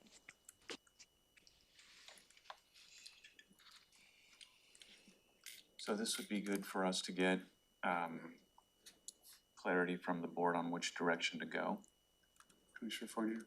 I don't think of this as development or sprawl. I think of this as an additional bedroom on a house that allows for the type of accommodations like Commissioner Menser was saying, he supported this for. I like the suggested compromise that the ADU, the detachment be allowed if it's developed off of an existing driveway. I would kind of want to ask staff how to word that in a way that gives you the proper direction if I was to make that motion. I think if the board was in support of that, we could draft language today and get it out so that we could get final direction, if that's where the board wants to go. Do you mean language to limit impervious surface? Is that what you're saying? Yeah, because what it would probably look like is actually flexibility for the director based on site characteristics to allow for flexibility. Commissioner Grant? Yeah, I would agree with that. I mean, if you wanted to make that amendment, I mean, I'm kind of with Commissioner Fournier here where I have a hard time understanding or thinking that this is going to encourage sprawl. I mean, I think that, I think a lot about rural families and the need today for you know, mother-in-law apartments, for the need for children, like my son, you know, different people who need to add onto their existing lots. And so I'm okay with that. I think if you wanted to make that motion, I agree that, you know, we should be thinking about permeable, you know, about what the other pieces are, and I'm okay with that. Okay, I'll make a motion, but I also think there's an equity argument that needs to be considered as well when, you know, urban, you know, folks that live within the cities and the UGAs are being allowed to create space for their, you know, their aging parents and, you know, their children, but people in the rural communities would not be permitted to do these things. That's, I mean, that's something that when half of our residents would be restricted from being able to create these accommodations, that would be very unfair in my opinion. So I'd like to make a motion to permit rural detached ADUs at 1,000 square feet and allow flexibility for their proximity to primary home with the considerations that were discussed regarding impervious surfaces and existing driveways.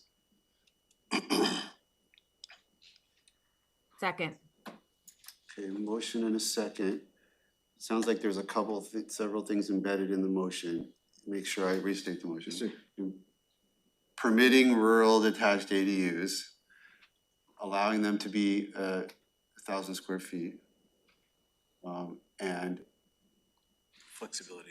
Yeah, the word flexibility, I think, and the context of the discussion should give the director the ability to kind of discern the language that would be acceptable. and allow then- flexibility for Yeah, proximity. and then we could refine it if needed, or we'll get some type of feedback.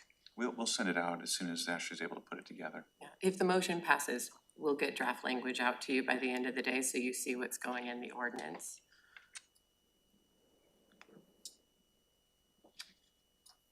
Any other discussion on the motion, Commissioner Klaus? Then I do. Thank you. So I just want to be clear that the motions we're making today are to direct staff to bring forward this plan in writing, but we're not making motions to make these changes. We're making motions to direct staff to put this language in the comp plan and bring it to us for us to final approve on the 16th. I just wanted to make sure that's clear for the public, because depending on the wording of these motions, it can be a little bit confusing when it sounds like we're actually making these changes today. Yeah, the motions are direction to staff to prepare the language for the 16th. Well, I mean, yeah, I would say the answer to that, Commissioner Klaus, is yes and no. Technically, what you said is correct, but, you know, I'm assuming we're all gonna approve a comp plan that has 790 policies in it that have gotten, you know what I mean, like, so, you know, I mean, so essentially, we are deciding right now what's gonna be in the thing that I'm assuming we're all gonna approve. Because so much work's gone into it and there's so much good stuff in it, I think, from all of our perspectives. So just to be clear, I mean, this is an important decision we're making this morning. Commissioner Munster. Commissioner Pinkia was next, go ahead. I'm not gonna lie, I have a lot of heartburn about this one. I can see the benefits that both Commissioner Fournier and Grant are talking about, but I also have concerns. And so why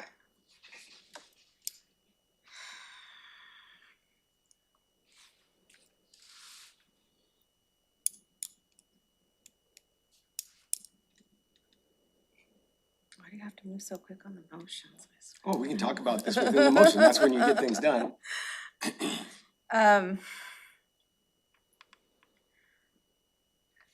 But I do have, you know, some of the concerns that Commissioner kind of laid out, like just in terms of this being a slippery slope, I'm concerned about the 1,000 square feet. I feel like that's a lot.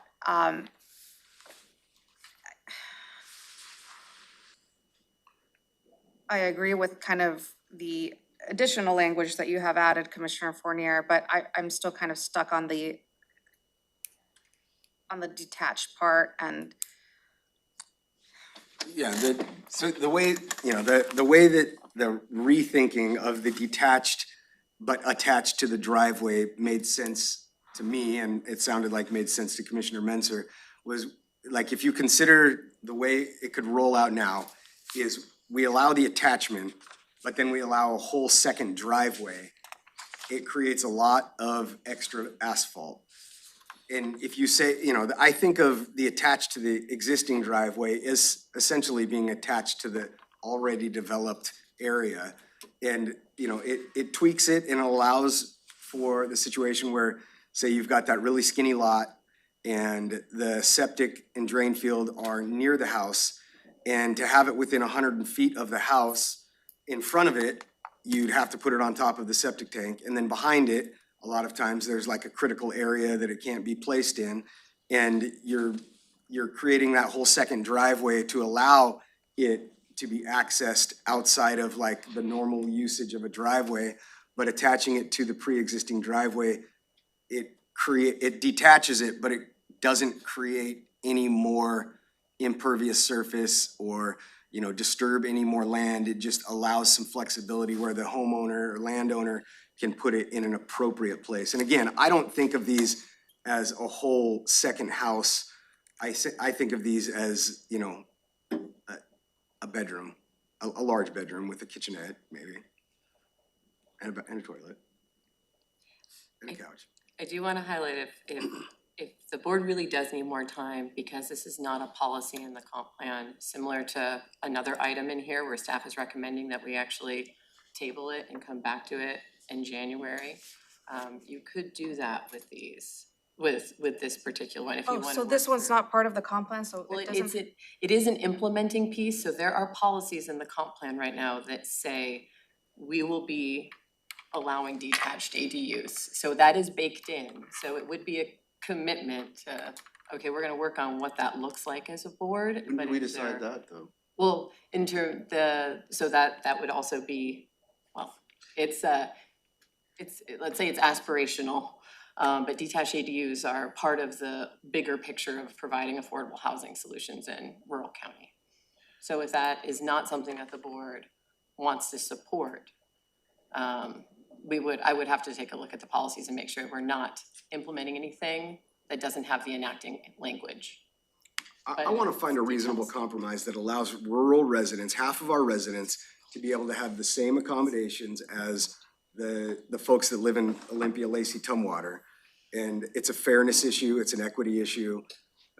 So like whatever that compromise looks like, I wanna suss that out. There have been hands up before Commissioner Fournier started speaking. I'm not sure if you could see that. I didn't know who's first, Commissioner Grant or Klaus? Go ahead, Commissioner Klaus. Thank you, Chair. So yeah, I think overall, the ADU conversation is an important one. I agree with a lot of what all my seatmates are saying. Rural residents absolutely deserve to have a great quality of life, just like every other resident in the county. And I want these policies that we're choosing to implement to be supportive of our rural residents. And I have heard from several rural residents that they have concerns about the ADU policy as it's written now in the comp plan draft. And I would appreciate having this conversation at the start of next year so that we can get through this, because it is important and we should be supporting the ability for our rural community members to accommodate their needs. I think that's very important, but I just think that we need to take some things into consideration. I really appreciate the language on the impermeable surface caps. I think that's a great improvement, but I also think that we could put in protections to make this even more equitable for our rural residents than it sounds right now. Some of the ideas that have come forward to me from residents that I'm curious to explore are, easements around cooperative ownership, and environmental, like energy, certain energy standards in new developments or new structures. So I think that there are things that we could do to improve this. I think we're very close, but I think that just allowing for a couple more weeks of thought and maybe more conversations on some of these nuances, I think that would be actually one way that we could make the ADU conversation even more equitable. So that's where I'm at with it. I would like to move this item or this conversation to early next year. I'm looking right now to see if there are policies in the comp plan, because this was intended as enacting legislation essentially, so I don't want to put the board in a similar position that we tried to avoid in the previous conversation. So I'm doing that right now, because you might not be able to table the question of whether we allow them or not. You could always docket future discussion around, some of the items that Commissioner Klaus mentioned, but let me just verify.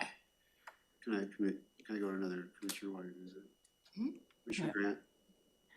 Well, yeah, and I guess, I'm not opposed to tabling it till January.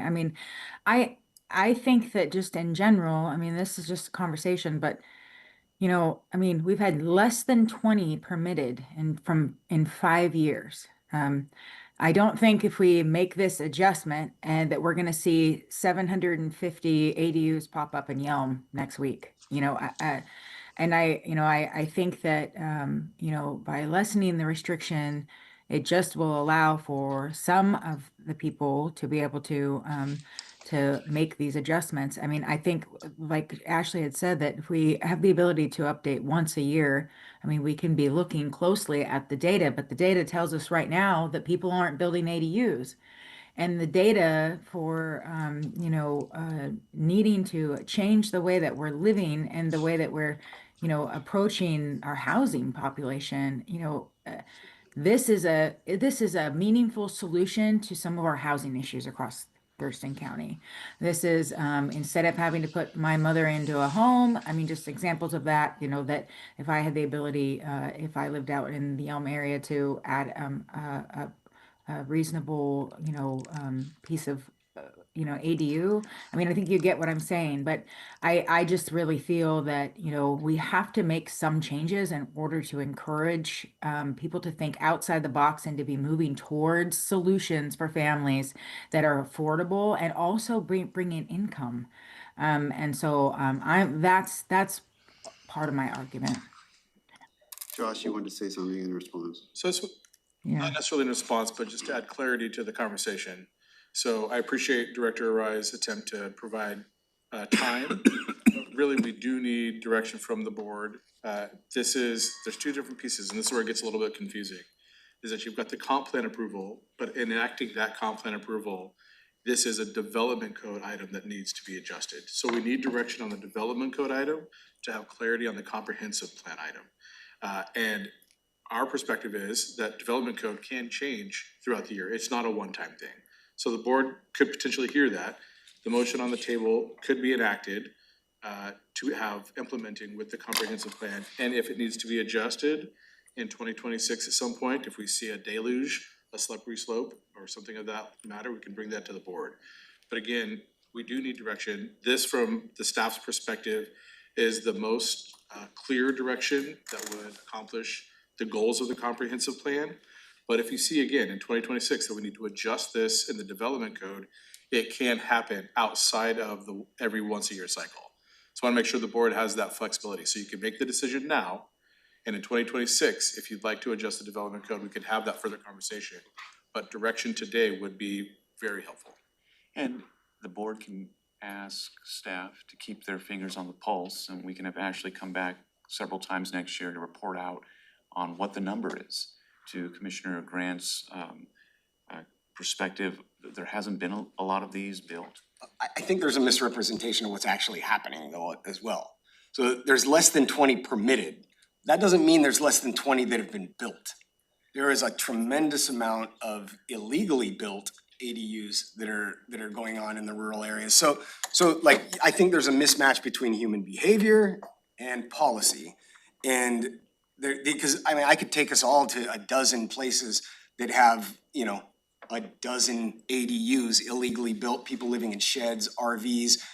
And so our regulations aren't matching what people are actually doing, and it's probably creating more illicit ADUs that are more problematic than the ones that we would be permitted. So if we do change these processes and it triples the amount of ADUs in the next 5 years, I wouldn't say that means it was a slippery slope. I would say that we've potentially encaptured and properly regulated things that are already going on. I mean, there were pictures of aerial footage of like things that it almost looks like junkyards because people are living in anything that they can get put in on people's properties. And like that, I think so that in my mind, there's also an argument made that this prohibition is creating more problems than any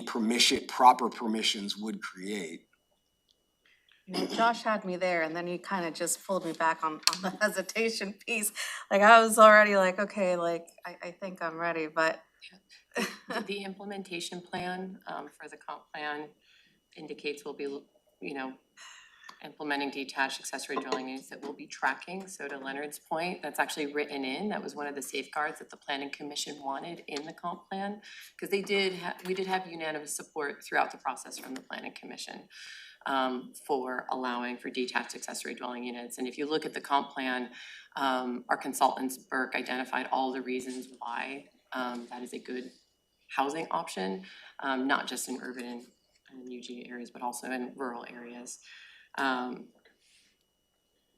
So I wanted to go and then on Commissioner Klaus. So I have several things. I mean, one thing you just said, tracking what? Like what? Tracking the numbers. So we're currently tracking all of ADU permits. This would be tracking. Right, but for what goal? Like, it sounds like we want as many, it's not like, was the planning commission saying, we want to allow them, but only like if there's 100? Is that what we're doing? Or is it like, the arguments are all over the place here. Commissioner Grant made reference to bringing in income. Yeah, that's exactly the issue. Like, that's not the family unit thing. That's renting it out to another, that's doubling the zoning. So to say that only 20 have happened so far, that doesn't say anything about what's gonna happen if we allow this policy. This is a totally different ballgame. So that doesn't, there's no connection there. And I completely reject the equity argument. I can't have cows where I live. It's not fair. I want a cow. I want you to have When cows. you live in a rural area, when you live different places, you make choices about what it means to live in there, especially when you live in a state that has growth management. So, I reject that as an argument. Now, the thing about I think there's a point that you made about the unpermitted stuff, and I know that does happen, and it is better if we have regulations and safety and all those sorts of things that are corollary benefits to having a system in place. If people are gonna do it anyway, and you may be right to a degree on that. So that's some consideration I would think about. But anyway, those are random thoughts about all the things I was listening to. Commissioner Klaus. Thank you. I honestly forgot why I raised my hand. What I was gonna say. But I think docketing this for next year would be a really great idea. I think that it actually shows that we are prioritizing the conversation. It doesn't, in my opinion, it doesn't show that we're kicking the can down the road necessarily. It means that we're recognizing the nuance behind this conversation and we're prioritizing having this conversation next year to make sure we can iron out all those nuances. Because like I said earlier, once we do it, it's not going to be easy to reel it back in. But if we do it right the first time, there might not be a need to reel it back in. So I definitely support docketing this for next year if that's a possibility. And I don't think it would be a huge negative impact because we would be able to handle it next year. It's not like we're putting it off for 10 years. So I think that would allow us for more time to have these important conversations about all these different complexities related to this. And we've had a lot of public comment, a lot of public concern. So I think allowing us to take next year to have some of those conversations and really make confident decisions would be a good thing. But what I'm hearing from staff is docketing it means passing this language and then working on refinement next year. Is that true? That's not what I understood. Can staff clarify? Yeah, once again, as I shared earlier, we do need direction from the board on enacting implementation language. And that going forward into the next year, the board could consider how that language could be fine-tuned. Actually, I take that word back. This language is fine-tuned. It's gone through a lot of review from the planning commission, had unanimous support. But if the board in 2026 saw that they'd like to adjust the language, that's within your purview. But the staff does need direction today on what language to include in the development code for implementing the comprehensive plan. And the current motion accepts the planning commission's unanimous recommendation with some refinements as far as impervious surfaces. That's what we understand. I don't know I mean, okay, Commissioner Klaus, sorry. Oh, you can go ahead, Chair. Well, I was just gonna say, I don't know that helps me where I'm at. Like, I would rather take it all out. And if we're not taking it all out, then I think Commissioner,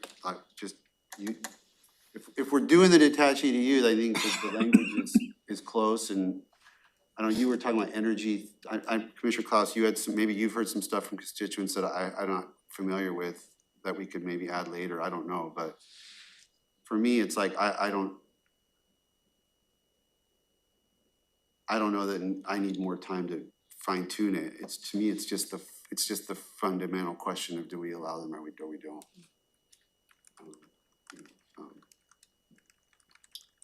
Commissioner Klaus, go ahead. Okay, thank you, Chair. Yeah, that's kind of what I assumed too, is like, even though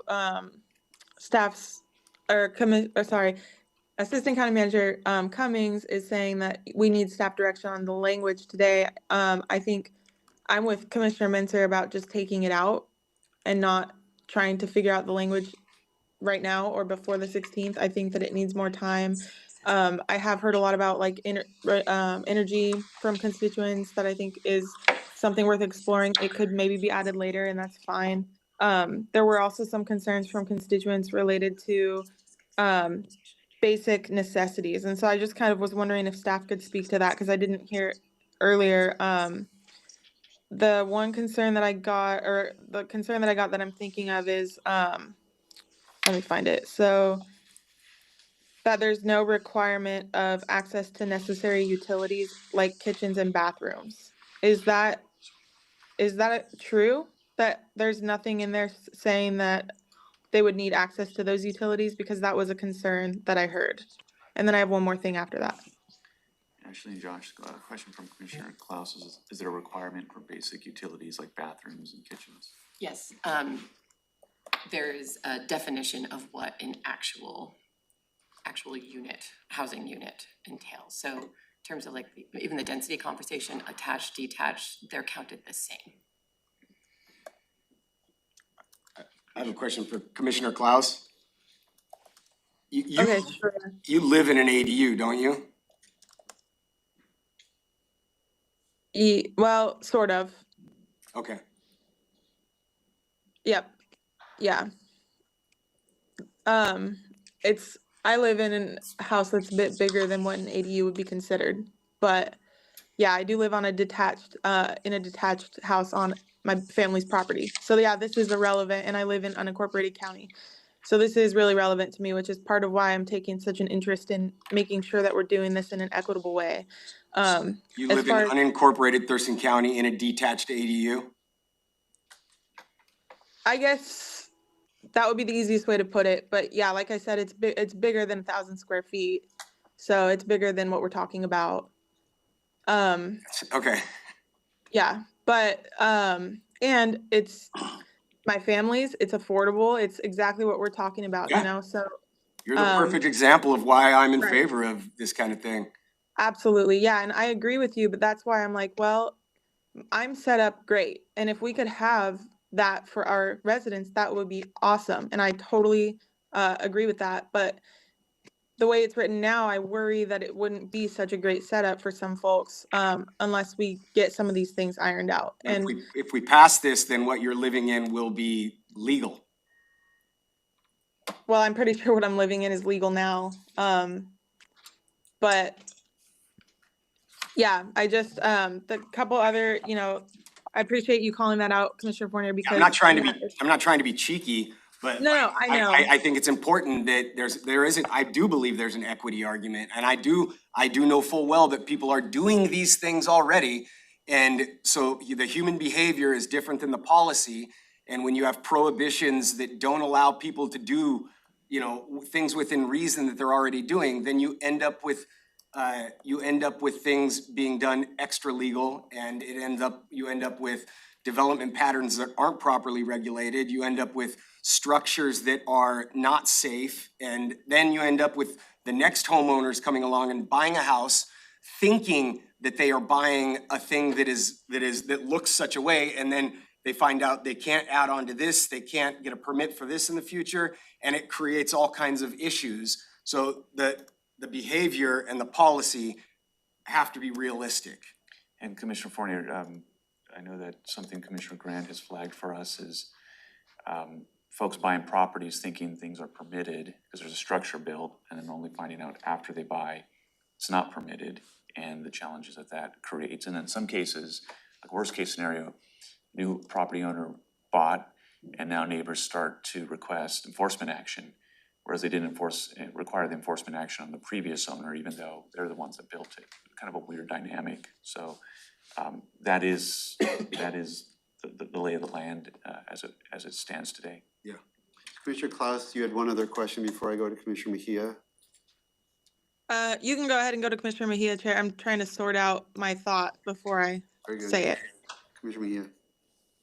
Commissioner Cos, if you wanna, I was just gonna say call the question because I'm not hearing any new arguments now. So We're still I'm gonna going through. suggest something, and Commissioner Fournier has a motion on the table, but it seems to me like we could be more orderly if we just took a vote on retaining the language, the comp plan language to permit detached ADUs, and then if that's established, then we can take a motion on the motion.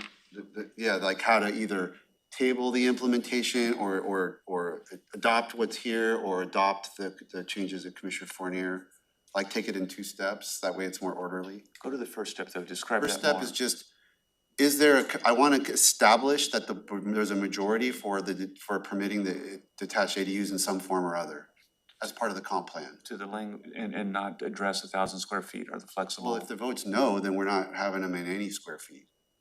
But there's current language. So I was able to confirm what the policy language is.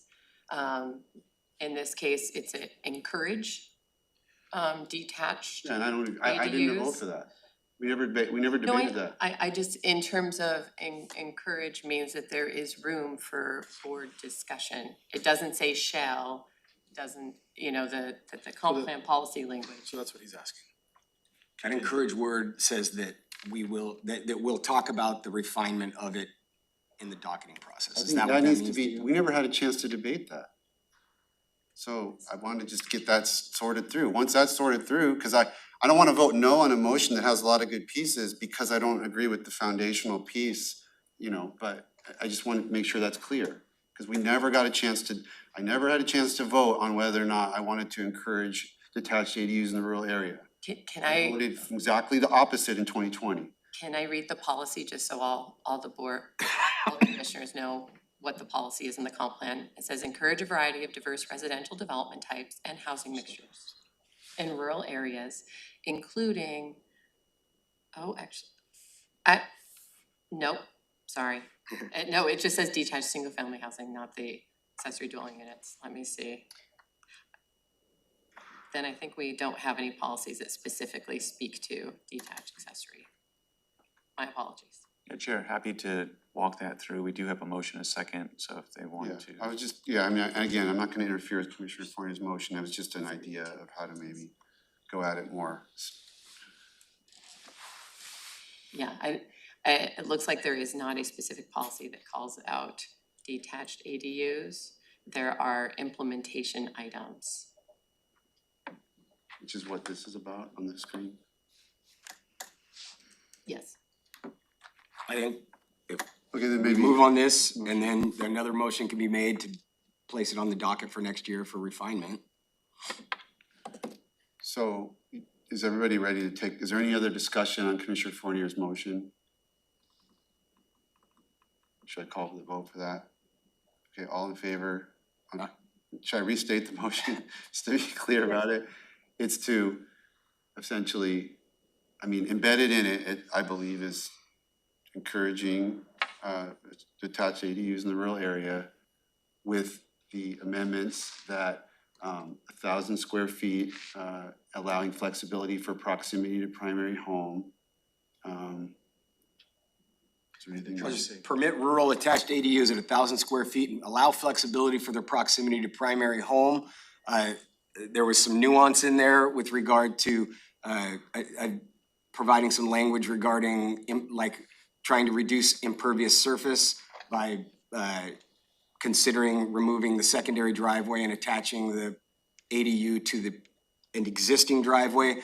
That language will be sussed out. But this, the motion is unanimously recommended by the Planning Commission, and this would allow us to refine it on the docket in 2026. All in favor of that? Wait, sorry, I'm so confused. The chair was restating the motion and then Vice Chair Fournier, you. Sorry, I didn't interrupt. He kind of looked at me and I took that as a cue as he wanted me to restate it. You're not in the No room. worries. I wasn't trying to. That's okay. Yeah, no, totally. If someone could restate the motion before we vote, I would really appreciate it. But yeah, no worries on any of that, Commissioner Fournier. You want me to read it again? I'm gonna ask it's my job to do that, but I'm gonna defer that to the vice chair, just because I'm gonna mess it up. Yeah, the motion, it's literally what is being recommended by the Planning Commission. To permit rural detached ADUs at 1,000 square feet and allow flexibility for that proximity to primary home. And when you say flexibility, you mean flexibility beyond the 100 feet, is what you're saying? Yes. Okay. For the detachment. And we have given a bunch of information to the director that says, let's consider that the detached ADU be attached to the primary driveway. So we're not encouraging more impervious surface. Okay, I'm calling the question on that motion. All in favor, say aye. Aye. Aye. Opposed? Nay. That motion carries 3-2. So Director. Yep. Nope. Can I ask a follow-up? Yes. So then, Ashley, you'll be sending us language on that, on the new detached language. I would like for this item to also be docketed for next year and definitely refined.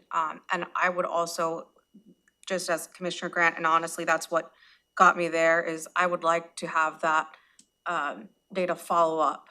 Because I think it is important, because if it is looking like it's going to be a slippery slope, then there means that we need to address some things, because we do have that 5% target. I am fully in support of that 5% target, and so I'm not sure process-wise how you would like to approach that, Ashley. We got it.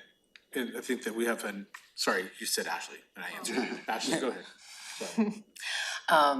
in that follow-up email, we'll have the draft code language. We can also add something to the ordinance directing our department to provide updates similar to what we did with the forest lands conversion. And that would echo implementation items in the comp plan. So we would be ticking off 2 of our implementation items with that commitment to the board. And sorry, it's moving kind of fast. We have 2 more to go. On the comp plan. Commissioner Klaus's hand is up. Commissioner Klaus, you have something else? Oh, if we have a couple more items, I guess I can let this one rest. I will, when we bring it back for a final approval, I'll have more to say about ADUs. So I understand where we're at now, but just as a heads up, I'll be bringing this up again. And hopefully we can push, take the ADU part off for this and move it to next year, but we'll see where we go at the end. Let's keep going. So this is regarding cluster developments, also referred to as conservation subdivisions. That's at least what we call them within the department. We are looking to remove barriers to getting these out on the landscape to support broader land and water conservation efforts.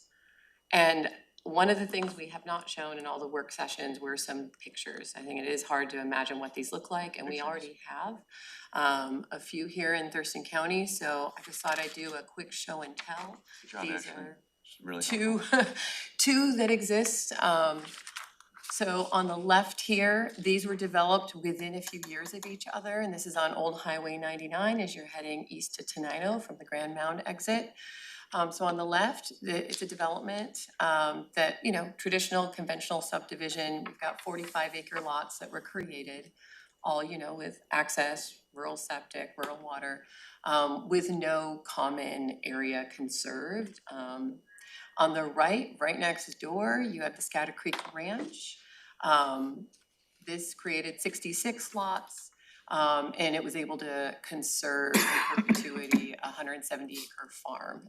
It's currently used for equestrian purposes. But it's just a nice visual of 2 developments side by side, one conventional, one cluster. So let's stick on that for just a minute. So if the goal is to preserve area, the one on the right does that, even though it looks like a neighborhood, because the houses are closer together. Yes, I think seeing it from a bird's eye view really highlights why our conservation partners and why our HCP wants to see more cluster developments in rural areas, because it is one of the only conservation tools we have. We can't tell a property owner that they can't develop under the what is permitted in their zone. But we could incentivize getting the development on the right that ends up conserving farms, habitat for endangered species. The other thing that's harder for people to really wrap their heads around is that the reason the tribal staff that we've been working with also support what's on the right is because it also conserves water. When you cluster this many homes together, you're not allowed to use permit exempt wells. You actually have to buy a water right. And so instead of all these individual 66 straws in the ground, you have to purchase a water right to accomplish the development on the development pattern on the right. So that is the primary reason that we've heard from tribal staff that in letters of support for the incentives to cluster development and the removal of barriers to that. And then what we heard from the public was and again, I'm not trying to argue, I'm just giving information, cause I didn't quite understand the arguments for and on, and I kind of dug into it after the public hearing, but the argument was well, on the right, even though there's some advantages, you have 66 homes, on the left you have 40, so there's 50% more cars driving to this neighborhood, and then there's gonna be a need for schools and infrastructure and things that, are gonna ultimately increase, the rural, it might create more density, on large scale. That was the argument we heard. Yeah, and we actually are taking a really creative approach to that. We can't, create more rural density under case law, but you can transfer density. So what you see here, the way we used to do cluster developments in the past is we just gave straight density bonuses. It wasn't a transfer of density from one area to another. In the new code, it's an actual transfer. So as we retire development rights and as our conservation partners retire development rights on our HCP properties or other conserved properties, those development rights can essentially be made available. So across our service areas in the HCP, So globally, it's not globally, increasing. there is no increase in rural density. And to try to keep it more localized, we're using the HCP service areas as a sort of locality. So we're basically using our HCP in multiple ways to try to achieve development that is going to give us a bigger conservation outcome. Then not to confuse the issue, but when you look at the left side and the 45 acre lots with the room to establish ADUs, et cetera, right? It creates a different lay of the land and framework. And when you think about the consolidation of those homes into a tighter space, less surfaces, more economies of scale, it looks smarter, like smarter development. It is considered a smart development pattern. So this next one, I imagine quite a few of you have actually been on tour of this, the Deschutes River Preserve that's being developed by Oli Ecosystems. So we have, as a county, invested in this preserve through Conservation Futures. What you, like, so the outline there, the blue line, was the full boundary of 2 cluster developments that were approved. The resource parcels, basically the Deschutes River Preserve, were part of those original cluster developments. So the smaller lots that you see there were only allowed because they were setting aside this huge, beautiful swath of land that is now being turned into a preserve. It's awesome. It's really good seeing it, like you said, from a bird's eye view. Yeah, because you can't see, the preserve is down below, so you actually can't see it really until you drop down in. Of course, this was an old dairy farm. It became inoperable because of, a lot of the regulations along the water, and it's best conservation outcome. So those are just 2 pictures. I mean, I'll go back to the question. I know there was a lot of conversation, public hearing around this, but I'd like board direction on moving forward. Shall staff remove barriers to cluster developments to support broader land and water conservation efforts? That's the question. Commissioner Grant.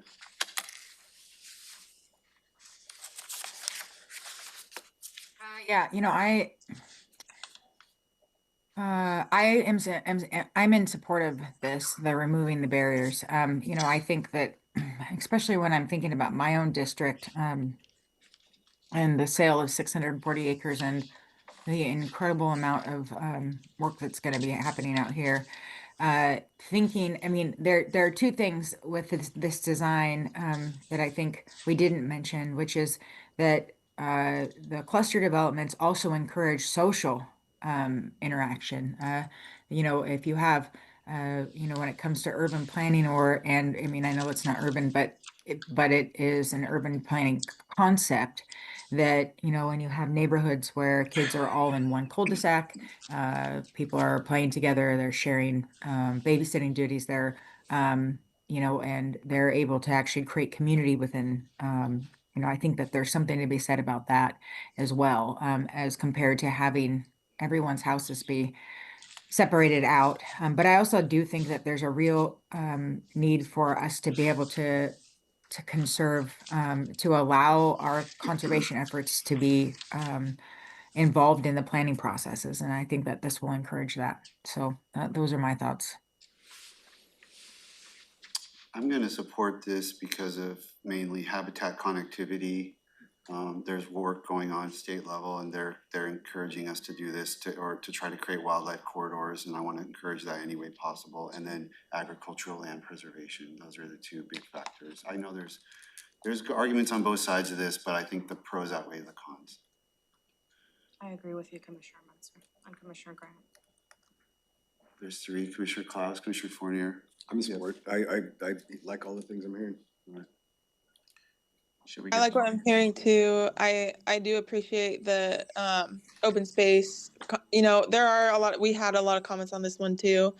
There were a couple little things I had some reservations on, but I think overall, I'm in support of this. All right, consensus on that, let's keep going. Yay, okay, last one.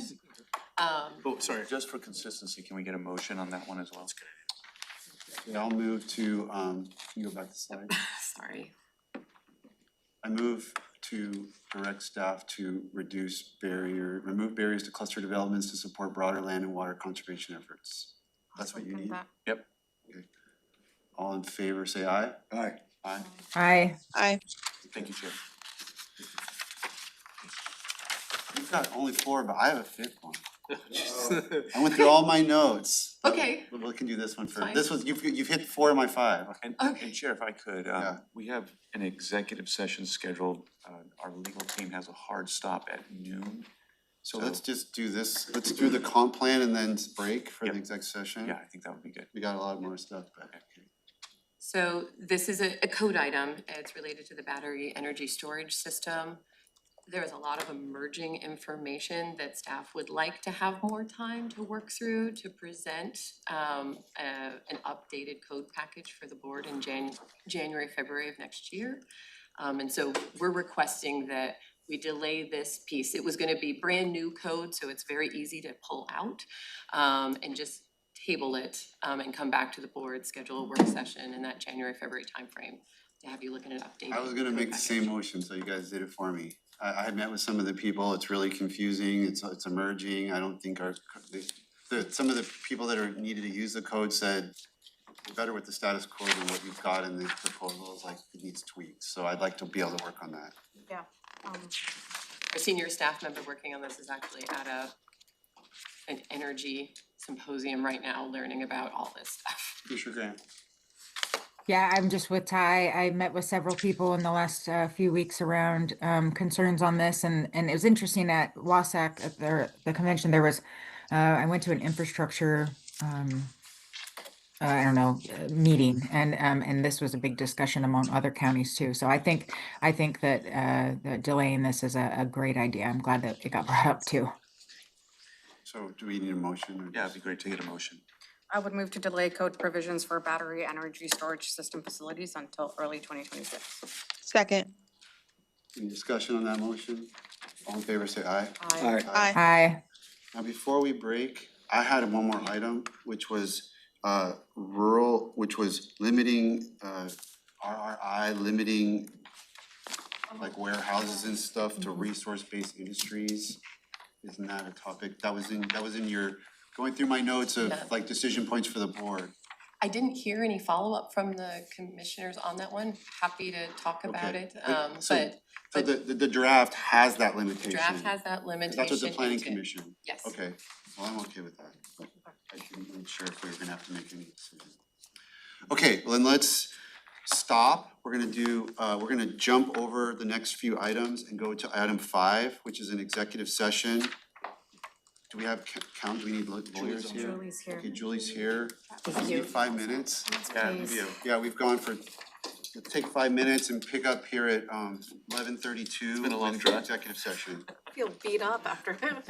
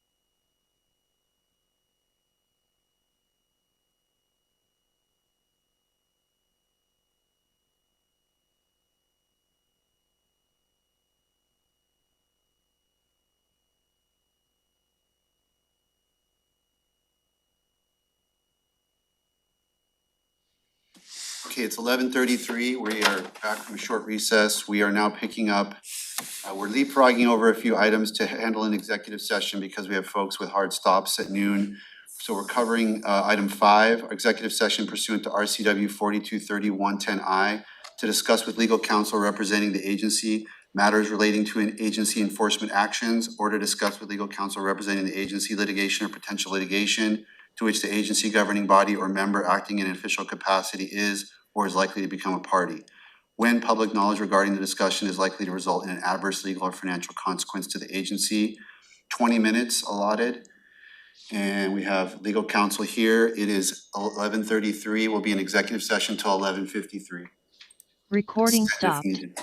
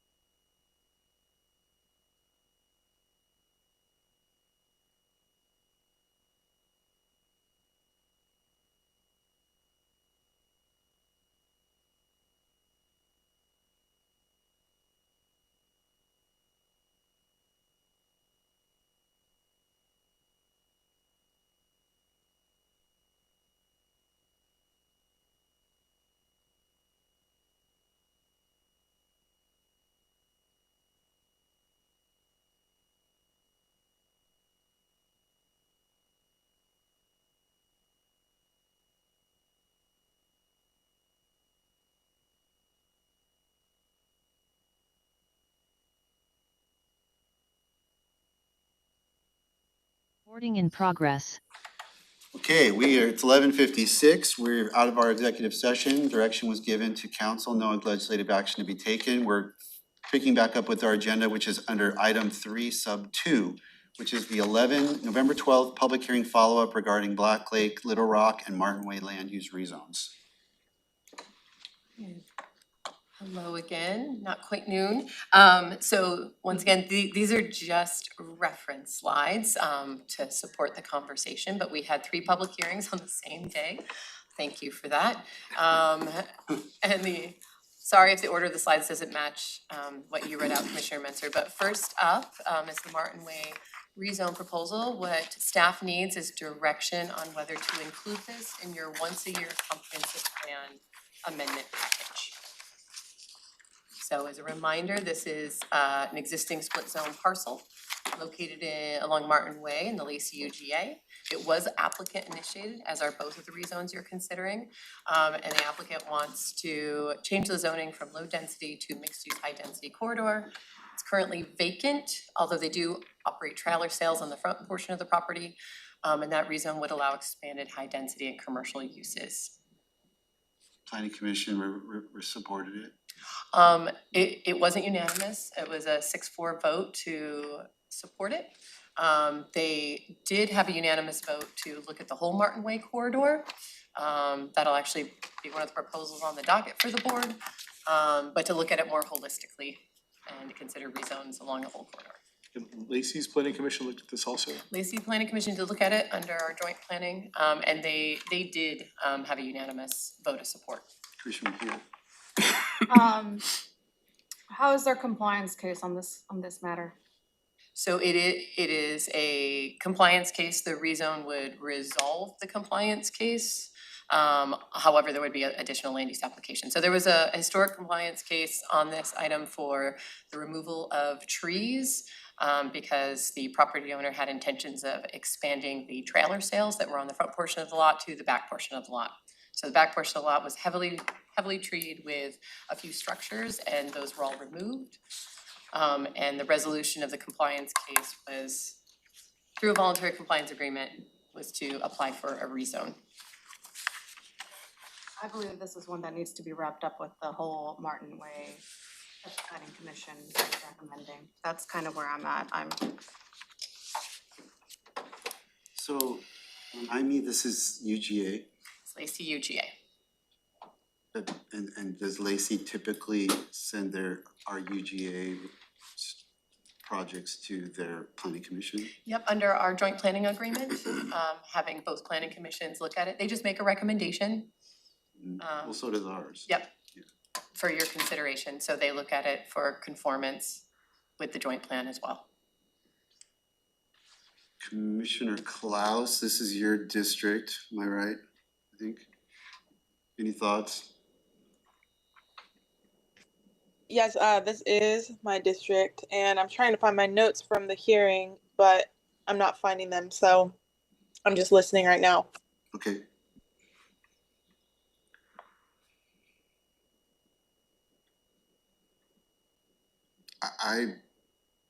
I was listening carefully, and I really didn't hear I didn't hear anything that concerned me greatly. There was a consistency issue, trying to make the split zone thing consistent, and it didn't seem out of character or being anything out of line. So I guess I was leaning towards supporting it, but open to hearing what my seatmates feel differently. Commissioner Mejia, you're saying just delay it? Yeah, I went back and looked at the planning commissioner meetings because I wanted to see the discussion on this, and that's kind of where I found out about the whole compliance thing, and then I did speak with staff about this, and just I believe that one-offing this and then doing another holistic way, I just think that maybe wrapping it up with that is a better approach because then we can look at the full corridor instead of one-off applications, but that's just. Commissioner Klaus, go ahead. Okay, thank you. Well, I'm still looking for my notes. I apologize that I'm not more prepared, but I wanna just say that, like, conceptually, I would support the idea of moving from low density to mixed use, high density in the UGA. But yeah, if I can't find my note, I know I took notes on this one because I remember I had to leave early for these public hearings because I had RHC. So that's why I'm like kind of scrambling to find what my thoughts were during that meeting. But yeah, so Commissioner Mejia is suggesting that we delay this. Am I hearing that correctly? Yeah, I'm suggesting that this be wrapped up with kind of what the second vote from the planning commission, which was to do a more holistic approach of the Martin Way corridor. Okay. Yeah, I stand in support of that. I don't know, like, it feels like when there's a code compliance issue and then you rezone to put them in compliance, I don't know if that's spot zoning or like, I don't know how that works, but it doesn't, I'd rather take a bird's eye view and a larger approach as was recommended by the planning commission. And one thing I learned since the public hearing is that from Vanessa Dolby, the Lacey Planning Director, that they will also be docketing a look at the Martin Way corridor. And so there would be an opportunity to coordinate with their efforts. And that's an implementation item of their comp plan as they look at trying to expand housing opportunities along the corridor. Yeah, that doesn't mean we wouldn't end up in the same place, right? Like if high density is the route, but it would just be looking at the whole corridor and where that would fit best. In coordination with Lacey. Okay. Yep, I'm in support of Commissioner Mejia's idea too. Okay, so it sounds like there's 4 votes to move to Wrap this up with to the, not approve it, remove it, and have it follow the planning commission's recommendation. Yeah, so it's not a denial, it's essentially, it remains on the docket and would be pulled into to a broader analysis if that gets docketed by the board. Okay, I'm gonna vote to approve it, but that's fine. So you have your direction on that one. Okay, thank you. All right, then let's go to the next one. I think, Alan, did you wanna do a vote? Chair, Motion. real quick, I just wanted to say I'm in support because you mentioned that there were 4 in support, so I wanted it on the record that I also support that that idea. Yeah, that's you, I was counting you. Oh, I was saying that you mentioned there were 4 in support of the Martin Way rezone direction, and I wanted to say I'm also in support. So you have 5, I think. No, I'm not in support. Oh, okay, okay. You're the Thank part you. of you're part of the 4. Okay. I just thank said you. approve it. Okay, But I was perfect. outvoted, so there we go. We need a formal vote. Okay, Commissioner Mejia, why don't you make your motion? sorry. I'm sorry, I'm like trying to think of the language that would be appropriate. Retain it on the docket, but include it in a, Yeah, so retain this item on the docket. Okay, so I would move to retain this item on the docket and wrap it with the Martin, Hold on a second, we have an idea maybe. Yeah, move to retain this rezone application on the docket and consider it as part of a broader Martin Way corridor zoning analysis. consider it with a broader, A broader Martin Way corridor zoning analysis. In a future comp plan? Yeah, in a future comp plan docket. Yeah, in the future part. comp plan. Thanks for putting me on the spot, Commissioner.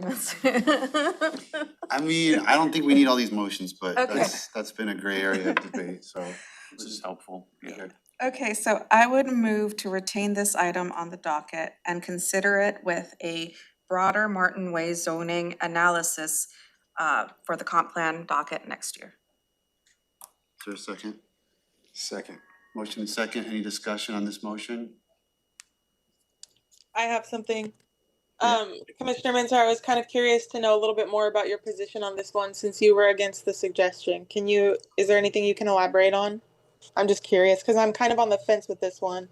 Not really, what I said earlier was that I was listening, I did not hear a great public. It seems consistent, it resolves a problem, I didn't hear the public's having any real concern with it, you know, generally speaking, and I just tend to like to get things done if there's not a good reason to kick it down the road. So I was just willing to go ahead and approve it as requested, but it's not a huge deal. I mean, I think the direction the board's going is fine with me as well. Okay, perfect, thank you. I kind of agree with you, but I'm kind of where you're at with that one. How long will it take to do it the way that we're suggesting in this motion? Is it like a 1-year process or something? Do we know? That's what I would think. It's probably a 1 to 2 year process, Well, so depending on staff availability. And it's two different things. So you've got, a comp plan happens only once a year. But the visioning and the discussion about the Martin Way corridor could be a much longer process in terms of coordination with Lacey and the community. So I would hesitate to say it'll happen next year, because that's not something And they that we may know. incorporate all of their UGA, and then Yes. it's all their issue. Going through the annexation, which will pick up in earnest in January. So this could be a moot point if at a certain point we realize that they're gonna be taking all that area over. And what does it mean on a practical level for the applicant In terms of its to not have this it granted? means that they will not be able to expand their trailer sales. And that they're in a code compliance situation that they're gonna have to follow through on. Do they have trailers on the site currently? They do not. Yeah, so that's where, I guess, Commissioner Klaus, to answer your question, I just didn't necessarily want to interfere with the person's business, and if this is where it's going, I mean, I don't hear it much objection, you know, I didn't hear any real public objection to it, so I just was trying to be accommodating to this applicant and property owner, but that's why I took the position I took. And I might add. Yeah. Oh, sorry. Oh, sorry. No, You please. can go ahead. I was gonna say, I might add a little context, because I was the director at the time, and the compliance issue started, and what I shared with the applicant has a proxy that helps them along the process. And I shared that a process to amend the code could be an opportunity to consider addressing the compliance issue, but that we could not guarantee an outcome from the board's decision. Sure. So now we're at that point. So just for some clarity on how we got here, I think it would be helpful for Been context. going for a while. Okay, any other discussion on the motion? I was just thinking, I do kind of feel like along the same lines as where you're at, Commissioner Mentor, with like just getting this done, but because I'm thinking it's just sitting there being unused. And if we do the more holistic approach, what are we looking for exactly? Are we looking to try to find if this land could be used for something different than what the applicant's asking for? Or what is the purpose of trying to figure out more information on this one? It would be that, what I understand Lacey's gonna be doing is looking at both what the zoning allows, as well as how the zoning gets applied. And they did express concerns in their planning commission meetings about an expansion of trailer sales at this site. That in their minds would not conform to the vision of the Martin Way corridor study and all the work that's been done there. So they had their reservations. I think they're gonna be taking a fresh look at that zone before it gets expanded and applied in other places to see whether it really truly implements the vision of all the plans that the community's been working on. So they had reservations about the future, but Yes. unanimously approved recommending the current. They did. Okay, that clears it up for me a lot. I appreciate that. Thank you. Okay, I'll call for the vote on this one. All in favor, say aye. Aye. Aye. Opposed? Nay. So that passes 4-1. Okay, next up, it's the Black Lake Quarry one. But let me see if I can, it's not advancing. Do I just have to get closer? Oh, okay, thank you, Amy. So this is the Black Lake Quarry rezone proposal. So the current use of this one is a gravel mine. And I just wanna highlight, because this came up in the public hearing, that there is a difference between what the Department of Natural Resources requires for reclamation of a gravel mine and what restoration might look like if a different party purchases that mine. So reclamation is explain that? not restoration. Yeah, reclamation is not restoration. Reclamation's what is required, Yeah, it's- restoration is like a grand vision. Yes. Okay. The reclamation, as I understood it, was like, as I understood it, it's basically like, make it not unsafe. Like if there's a Yes. huge slope, you gotta you have like a certain limit, you may have to even it out a little bit. But you don't have to do any sort of habitat restoration that would, create. No access, right? It's focused on safety. In the case of water, open water, it would be no access. So I just wanted to highlight that because I think it got a little confusing in the public hearing with folks providing testimony about their own vision for it being a restored site. But the state only requires the minimum in terms of reclamation. So what does that mean, like a lake with a fence? That's what Mr. Parsons indicated, because he's most familiar with the reclamation plan, and he said it's only a bond of about 500,000. It's regrading and fencing is really what it encapsulates. I wouldn't call it a lake when they Okay, do sorry. that. A Like, pond. no, Fine, like, fine. it is, like, I went scuba diving in one of these looking for the human remains a while ago. And it is not a healthy body of water. These things are not safe. Like, it was just it was like, I was down like 3 feet of goose excrement and it is dead water. It's not a healthy lake by any means. So that's current use. So it's a mine. They're not asking to change anything with the mine. The rezone would be approximately 250 acres from residential, 1 house per 20 acres, to rural resource industrial. And they would actually be maintaining some of that zoning in maintaining the 1 house per 20 acres for about 24 acres that contains the most environmentally sensitive area along the Black River. It's really good Oregon spotted frog habitat. So what that rezone would allow is, instead of a mine, they would be allowed to develop industrial uses related to rural resources. And with the changes being considered in the comp plan, these are really limited to those industrial uses that support forestry, mining, and agriculture. Okay, maybe I'll just make a motion and then we can debate the merits based on the motion. I'm gonna make a motion to approve the rezone proposal. Second. Motion and second, discussion on the motion. I stand in favor.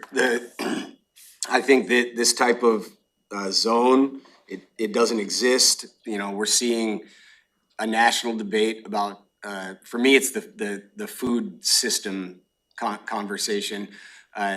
We're seeing a national debate for this type of zoning and these type of industries to be supported.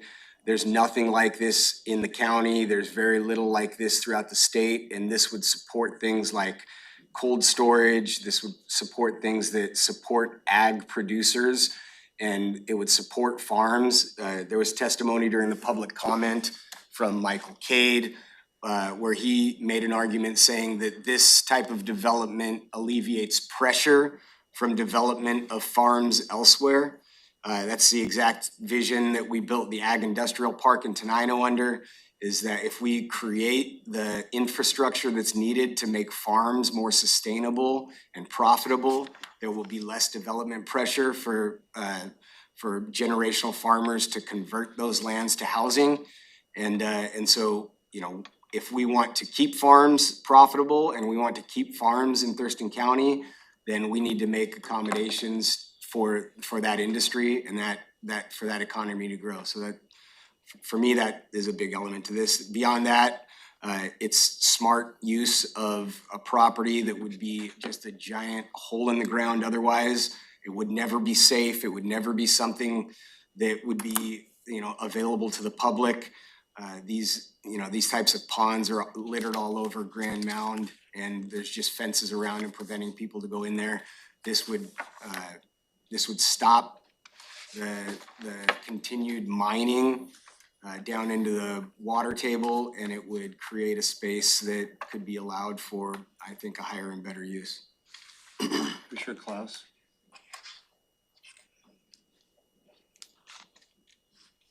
Thank you.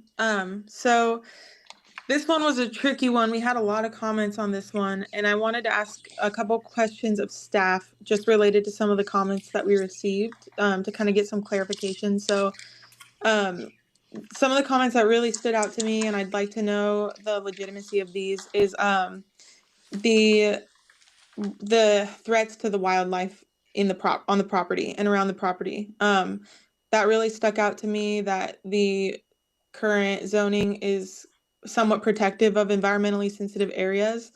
And honestly, like, I really want to know from staff what would be the impact on the wildlife, because that was a really big concern that came forward, and that is kind of what makes me feel hesitant to, that's one of the things that makes me feel hesitant to approve this. So I'd like to know from staff if, you know, what's the actual assessment? We got some comments that the SEPA documents were incomplete or things were omitted, which we hear a lot. So I don't know how, like, what the actual legitimacy of some of these concerns are, but I'd like to kind of understand, is there a real threat to the wildlife in the area if we were to approve this? So there is an existing use on the site, and I will say that the planning commission acknowledged that the existing mining use on the site has a lot of impacts on the environment. And so for the planning commissioners that voted in support of this, that was actually one of the reasons. They think a future rural resource industrial use will have less of an environmental impact. The other thing I will say is that, like with any development in the county, we have to apply all of our rigorous environmental protections, critical areas ordinance, shoreline management provisions to any future development of the site. So currently, it does not have those applied, it's just a mine. But in the future, if the rezone was approved, it would be subject to environmental regulations from the county. Yes, so the mine was permitted before we even had a critical areas ordinance and the shoreline provisions that we hopefully have very soon. So it predated all of that. So any new development would come in at a much higher standard in terms of environmental protection. Does that help answer your question, Commissioner Klaus?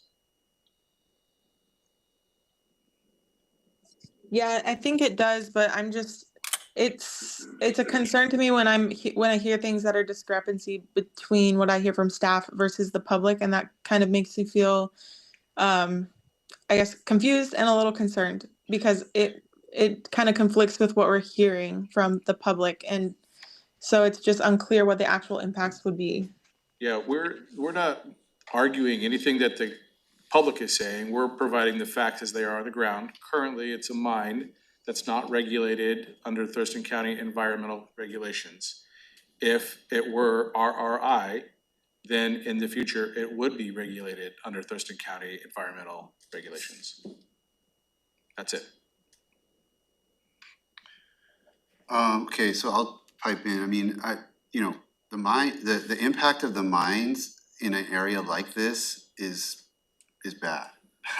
I mean, I wouldn't even be considering something like this if it wasn't a mine right now. I just will remind, I know there's public that are gonna watch this and are gonna be wondering where I'm coming from, but I was totally different board, but I opposed those 2020 mining. If the public comment referenced some of the expansions of mining activity that were approved over a 2-to-1 vote over my objection in 2020. So I just want that to be clear. I understand the impacts of mines. But here's a chance, when I learned about the reclamation and what these sites often look to be, here's a chance. We do have a need based on industrial land study and some of the things Commissioner Fournier said, for supporting agricultural economy. We do have a need for this kind of zoning. We have very little of it. And this has water and some access to utility, which is what the industrial land said we should be looking for in a larger site.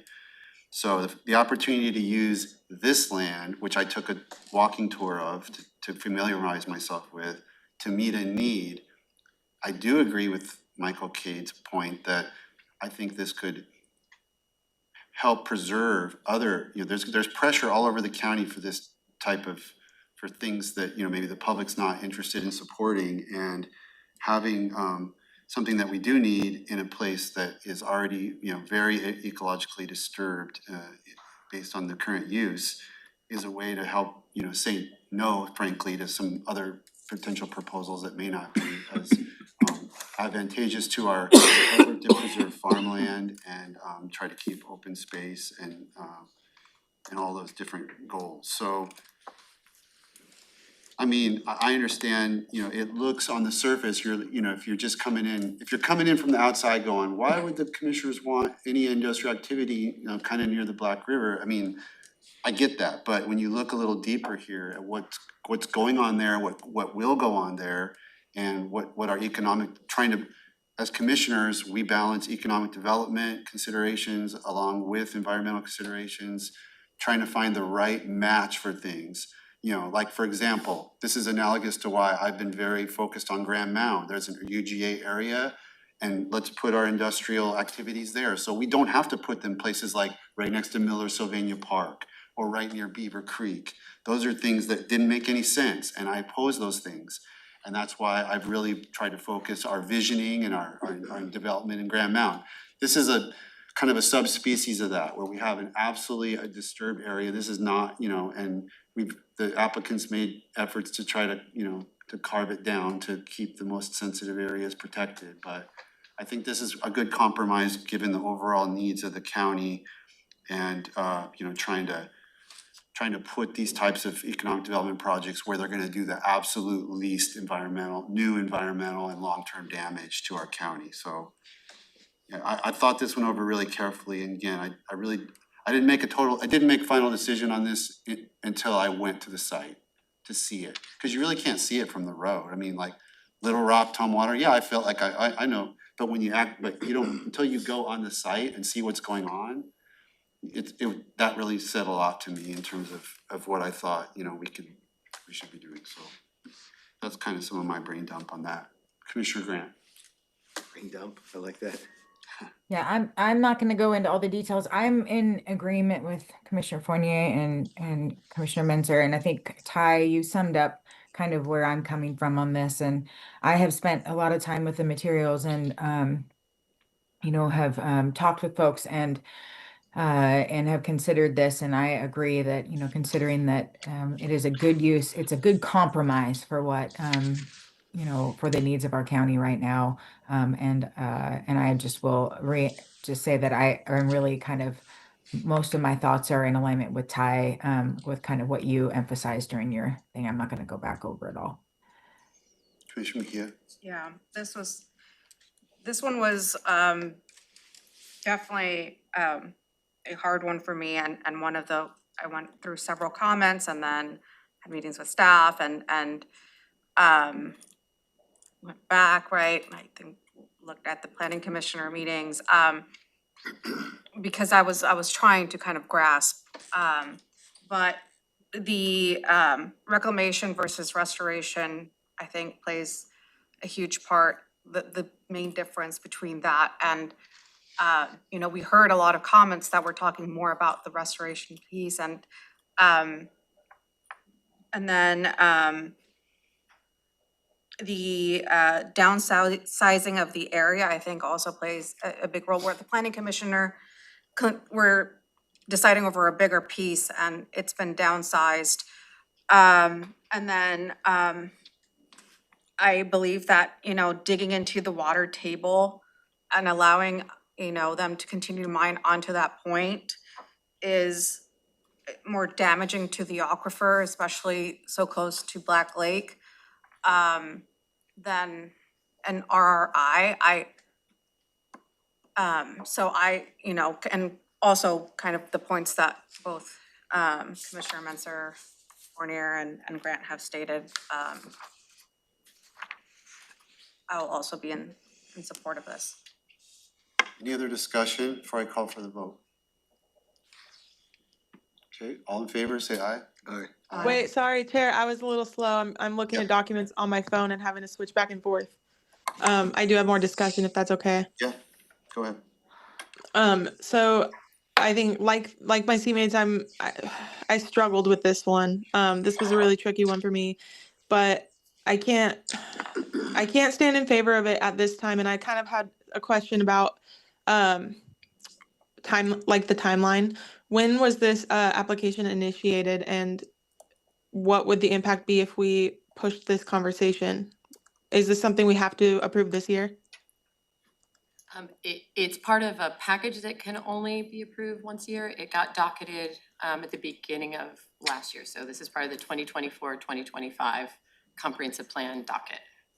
Okay, so have we been provided with the data that backs up what we're hearing now about how this shift would be beneficial for the environment? Because when I see so many comments coming forward about this being a critical aquifer recharge area and the threats to all the species in it being one of the few amphibian environmental habitats that we have in the region, that just really, really worries me because we have endangered species on that property that could be impacted. And I'm hearing something different today than what I've heard from constituents about the risks. And so I just want to make sure that I'm 100% clear on moving forward with this would be beneficial, because I don't think I've seen enough evidence to have me feel confident about that, considering all of the evidence that's been given, that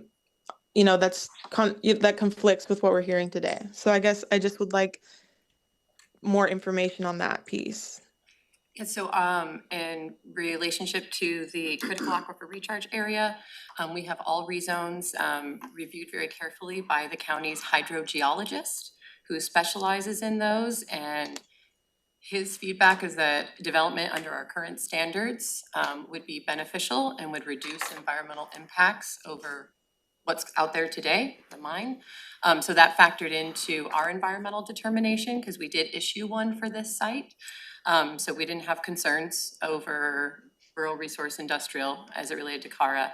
And then you brought up endangered species, the 24 acres that is being removed from the rezone proposal is the extent of the Oregon spotted frog habitat as confirmed by Partners for Fish and Wildlife and US Fish and Wildlife. So that area, it would not be rezoned. It would not be allowed to redevelop. So even if they wanted to redevelop it under the HCP, they wouldn't be allowed to establish any kind of industrial use there. So we actually get better conservation outcomes with the proposal as is than we would under our current HCP, which would allow a development of it as long as you're paying mitigation fees. Okay, so thank you for that info. When we hear from the Audubon Society and citizen scientist groups about insufficient hydrological data for this sensitive basin area, do you feel that there is insufficient hydrological data? Because I'm hearing we actually do have that data and there's someone who's been working on that. So what is the reason why? Is it just constituents that are misunderstanding, or what's going on with it? Why is there a discrepancy there? I think Commissioner Klaus, it's hard to put staff in a place where they're going to be countering claims from members of the public. And I don't know that we have that broken out into a very specific, if we could get exactly what their question is specifically, and we can look at that. I think that one of the things that came to mind was when the applicant came forward and said, I'm gonna continue to dig this as a mine. And the alternative is I'm gonna go further down into the groundwater table, or we can look at this other use. So I think that's the juxtaposition to some of the context is the other use is much less invasive to the environment than the current use that's allowed. And what he has ability, I forgot the amount of feet he's able to go down, but it's substantial. And we have no regulation over that. Yeah, we have no regulation over that. Okay, thank you. That makes sense about not putting staff in a position to kind of be pushing against the public. I guess that's not their job, that's our job. But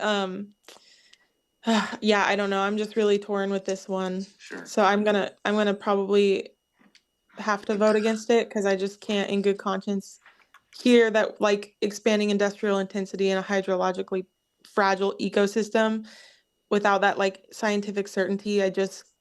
I can't support that. I feel the risk to the groundwater um and the protected species is just too great. And maybe it's because I haven't walked around the property. I do think I could do more to try to fully grasp what's going on with this component of it.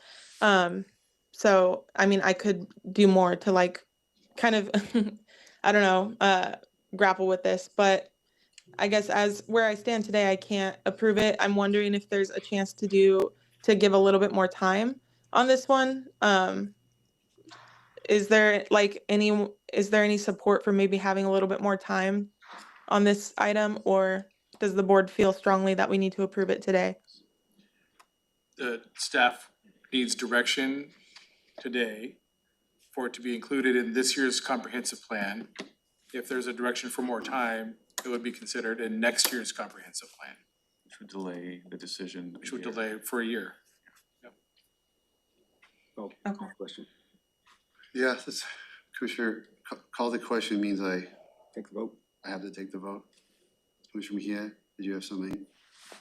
I just wanted, the rural resource like industrial, it's different than like just a warehouse, like just an industrial, like the zoning is different. It has to connect in some way to agricultural. Forestry or. So it's not just the industrial piece. I think that's the another component to this one. Okay, question's been called. I'm gonna call for the vote. All in favor, say aye. Aye. Aye. Aye. Opposed? Nah. Okay, that motion carries. I do believe, point of order, Chair, I do believe that call the question requires a 2/3 vote. And I would have objected to that if we didn't move so quickly. But yeah, I wish we would have had a little more time on this one. That's all I'm gonna say. Yeah, the calling the question I think was kind of irrelevant because I didn't hear any more discussion. I mean, I think we'd exhausted discussion, so we can call it a vote at that point. Okay. Let's go to item 3 under sub 3, which is November 12th public hearing follow-up permit review process annual code update. And this was the permit review process annual code update. It's a package that includes 4 items, general clerical edits, changes to our permit review timelines, and that's to comply with the new state laws, referred to as SB 5290, and then updates to our State Environmental Policy Act categorical exemptions, that's a mouthful, to also be in alignment with new state law. And then finally, and this is the one where I think there's been the most board discussion, is where the review authority lies for quasi judicial land use appeals. Right now, it lies with our board. But you can consider shifting that to Superior Court. And so at this point, it's really just need direction on what to include in the package of code updates that we'd be bringing before the board. So maybe breaking them out with each one of those last 4 bullets to make sure that we've got clarity on if the board has any concerns about general clerical edits or each one of those. First, the first 2 I think were pretty straightforward. Can you remind me, I know the 3rd bullet, the SEPA exemptions, I know they were, can you remind us what those were? Yeah, so the state updated the list of what can be exempted from SEPA to try to support housing. And we looked at that with the Planning Commission and the community, because it allows for more housing units to be built without having to go through a separate SEPA review. So we looked at it with the Planning Commission, looked at it with the community. Planning Commission recommendation is to allow more housing to be exempt from SEPA within the UGAs, but to still require SEPA for almost all, developments like subdivisions and whatnot in rural areas. Does that align with the state update? It does. So the state basically says, here's your list. You could apply it to both UGA and rural. In this case, the planning commission applied it to UGA. I think they were thinking about the 5% goal, like let's make it easier to build housing in the UGAs while still requiring additional environmental review in the rural areas. Thank you.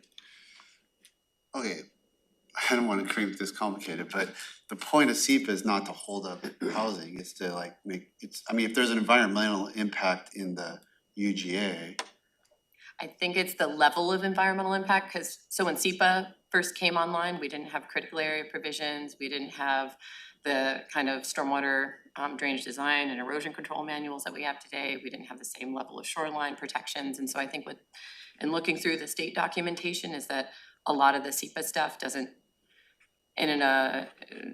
really apply anymore, it's pretty subjective. so as to those first three bullets, let's just separate the fourth one for a moment. If the first three bullets, is there a consensus to adopt those? Which ones? The first three bullets, clerical edits, permit review timelines to conform with SB 5290 and the SEPA exemption recommendation from the planning commission. Commissioner Klaus has her hand. Commissioner Klaus, thumbs up from Commissioner Grant, Commissioner Klaus, go ahead. Thank you. So one of the things that we heard on the SEPA one was that this is making the requirements like looser and could be potentially more harmful. Is there any, like, what's the legitimacy behind that argument? Because that's something that I kind of felt was, I was really reluctant to approve the SEPA categorical exemptions because I felt like we already get a lot of SEPA applications that look incomplete and that this would just exacerbate that issue. I think that was just answered, wasn't it? So we're really following what the state's new guidance is, which is that SEPA doesn't really return a lot of value for these kinds of developments. Especially as compared with our local. Yeah, with all of the other environmental protections that we now have in place. It's in my notes, but I'm not gonna be able to find it on the spot. But when you say these types of, it was like 6 houses and 16 houses, like, do you have It those? was, so you'd only be able to build 6 houses in the rural area without this additional review, which is really, it's a process piece. Not a lot of new information comes up through SEPA on kind of your standard housing developments. But a 6 house project, right? Yeah, like a subdivision. Which can only happen if we like had cluster division, right, in the rural area? Like, where would you have more than 6 houses in a rural area with 6 no- 5-acre parcels. You'd be allowed to Oh, be like able just to. The picture we saw. So not Yeah. just a development, like those are separate. So a subdivision It's still can. with 6 houses. So it would still comply with all the other standards, everything else applies. It's just whether you have this extra layer of process. So like SEPA, so like this was created a long time ago, is what I'm hearing from you, and there's been all these subsequent processes that have been built since then, so this is almost like a tail that still exists that, like things have evolved and that appendix, isn't used anymore, essentially, it's just an extra layer that doesn't really give you any information because you've got all these additional processes that have been built over the top of it that give you the information. Is that? Yeah, that I would say, I think Aiden from Habitat for Humanity testified, on behalf of Habitat for Humanity and supporting this because it ends up being a lot of extra process and a lot of uncertainty because it is so subjective. And so that they welcomed having more flexibility to build housing in the UGA without this extra layer. Commissioner Klaus, your hand's back up. Sorry, I didn't lower it. Okay. Okay, So our current environmental regulations create the backstop. This is just a process piece. It's, I would say, my professional opinion, it's a process piece. And we'd still have a lot of environmental protections, extensive environmental protections in our code. okay, so I'll make a motion to approve the first 3 bullet points there related to the permit review process update pieces. Is there a second? Second. Okay, a motion and a second. Any further discussion on this motion? Commissioner Grant? No, I'm just waiting to. Okay. Any other discussion on the three bullets? Okay, I'll call for the vote. All in favor, say aye. Aye. Aye. Aye. Opposed? No. Okay, that motion carries. These first three. The fourth one is the land use appeal. We've obviously talked about that ad nauseum. So, yeah, I mean, the planning commission said no. Commission, the public didn't really seem to like the idea of it. My concern is about the people who came in and gave public comment seem to think that exactly opposite to what we heard, like that very morning from our prosecuting attorney, Scott Cushing, that we don't actually sit as judges applying the law, we just apply some sort of policy thing. So like, my concern is there's a disconnect between what the public thinks we're doing and what we're legally required to be doing, which is another element of, that I hadn't even really realized until a public hearing. Because if that's what they think we're doing and we do it, then we can get sued. And if that's what they think we're doing and we do what we're supposed to do, then they think we're not doing our job and it's not accomplishing any of the goals. So I don't know, I wanna throw that out for discussion to my seatmates, cause that was a wrinkle to this whole thing that came out during the public hearing. There was also members of the public that made it clear they know exactly what that is and wanna retain it for that reason. Right. Lawsuits and all, like there was a member of the public that said that we are insured so that we can take on those lawsuits and it doesn't hurt the county or anyone else at all. And I think that is a completely erroneous. I've gone back and forth on this one. You know, I think we've all talked about this quite a bit in here. And at one point, like, I kind of, you know, like I said that you two worked in courts and so you understand it from a legal perspective. And I've only ever been somebody looking at it from a public policy, political perspective. And I kind of tried to envision it as, you know, we were like the checks and balances against, like over regulation and over law and kind of we were the ability to kind of trump, I don't wanna use that word, lay on top of the legal perspectives and allow for community input. But, you know, then I went back and forth when I heard folks, you know, like kind of almost in that same position, but it was like it seemed like almost an improper like perspective to be able to apply political pressure to, you know, like legal like outcomes and rights that people have as property owners. It like seemed weird to me that, you know, we would be put in that position where you could almost be, you could be very heavily lobbied and, you know, kind of pushed into a certain direction that would overstep some of the pre-existing rights that some property owners have. And that seemed like a weird place to be put too. So I've gone back and forth on this one. I'm really curious what everybody else thinks. Commissioner Klaus? Thank you, Chair, and thanks, Commissioner Fournier, for those thoughts. I've also gone back and forth on this one. Ultimately, where I'm at with it is I think we should retain the process as is. So, and I could elaborate if I guess I do like that added layer of protection, although I did hear kind of what Commissioner Mentzer stated about some comments being related to authority that we don't actually have. But I think that's just an education matter where we could educate the public on what our role is in that process so that they're more clear on what our responsibility is. But I do think that we should keep it the way it is now. Okay, thank you. Commissioner Mejia? Anything you want to share? Yeah, I mean, I kind of had hoped that, at the planning commission meeting, they would have invited one of us, right, and kind of talked about why this issue kind of came up. And for me, I'm not going to die on this hill, but I think kind of just the appeal that we have tomorrow is a main example on why it shouldn't be us, you know, and that it should go to actual judges who have practiced for these kind of items. And I just,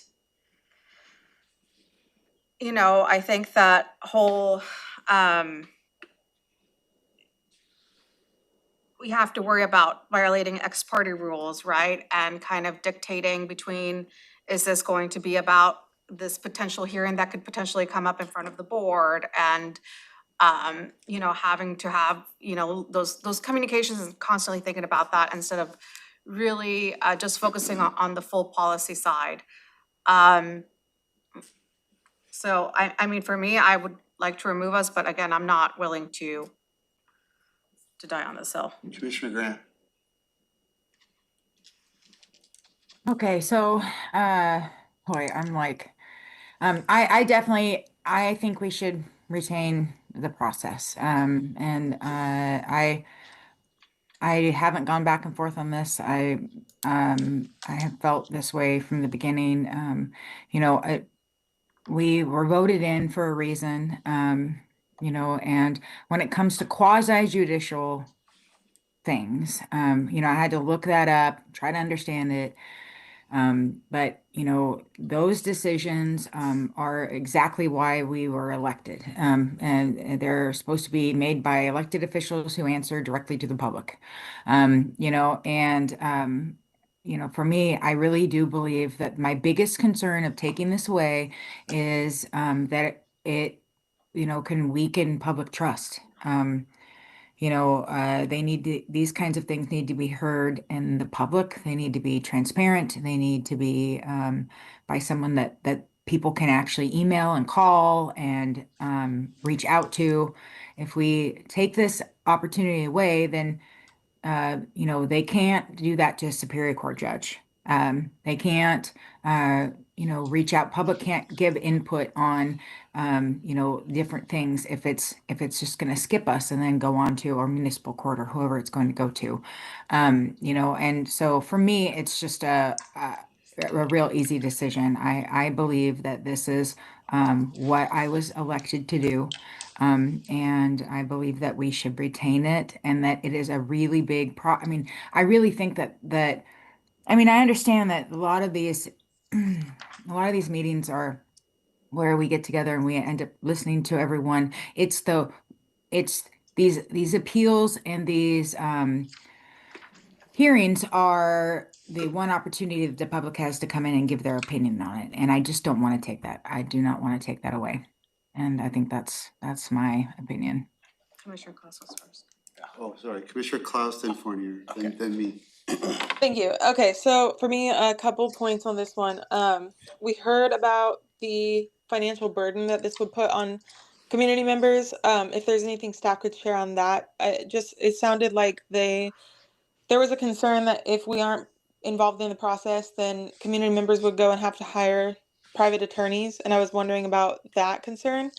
As far as like pushing this, you know, giving this authority away and allowing judges or people with like experience in this field, I definitely think that's a legitimate point, but we can always remand back to the hearing examiner if we're unsure on what to do. So there's always an opportunity to put the ball back in their court if we decide we need to do that. And then for me, the biggest benefit for me personally in doing these appeals is that it's a great way to bring potential code changes to our attention. That's, I think, one of the biggest benefits of these appeals is like it tells us what parts of the code are unclear, what parts of the code are costing the community and our legal system a lot of time and effort and energy, and how can we update our codes to reflect more streamlined processes. And I think that I would like to see what the alternative is going to be, to do, you know, to have that same effect. If we're going to get rid of the authority to do these appeal hearings, then how are we going to be aware and up to date on code changes that we need to make or issues people are having that's making it confusing. So those are kind of my thoughts on this one. Commissioner Fournier. I wanted to comment on Commissioner Grant's point that they were saying that this removes public process. I would say that this does the exact opposite. If we remove ourselves from the quasi judicial land use process, the public process is that year-long process where there's public outreach, our staff go out into the community and they gather input. We use social media, we do all the news articles, we have multiple meetings where public can come in and help us craft a product. And then we deliver that product through another tremendous amount of public process. And every step of the way, we're finding compromise, we're all working together. And then that rule is created.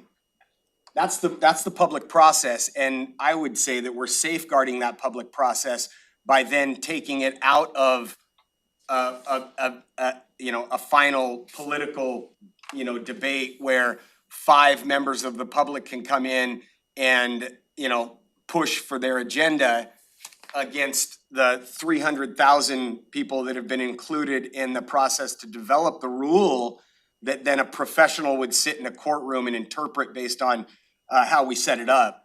So like, I don't think that this removes public process. If anything, I would say that it would safeguard and protect public process. So, thank you. A couple of things for me, on the Commissioner Grant's points. You've been consistent, so I don't believe I'm gonna argue you out of your position, but just to say that I don't think the hearing examiner hearings are in public, just like ours are in public, so I don't think there's any public access problem. And you said that people have a right to have this decided by people they can email and stuff. No, that can't happen. We literally, like, I give the advisement every Tuesday, no public comment related to quasi judicial appeals. If I get an email, I flush it out. Like, if that's happening, that's improper and that shouldn't be happening. So that's not a reason to do this. Financially, Commissioner Klaus, your points, I completely disagree with what the public, you're right, there were public comment about that, but a couple things. Number one, they said, you don't have to get a lawyer necessarily to come before the board. Well, maybe, but then whoever, like, if we just do the opposite of what the law said and the hearing examiner ruled, then they're just gonna go to the next level, then they're gonna have to get another lawyer. We just created more, and a lot of people do scrape their money together and hire lawyers. So just adding another layer, and then you're talking about remanding, that's just, for the people that have scraped their resources together to get a lawyer, you've just added more and more needless expense for commissioners to get political, remand it back, have it come back, make the wrong decision. The other person's lawyer who was aggrieved knows that the commissioners just made a political decision and that they'll get the right decision from Superior Court. And then you've got another layer of appeal process. Everyone spends more money on lawyers, more time and more delay. So I don't think it's any public access issue. I don't think it's any financial burden issue.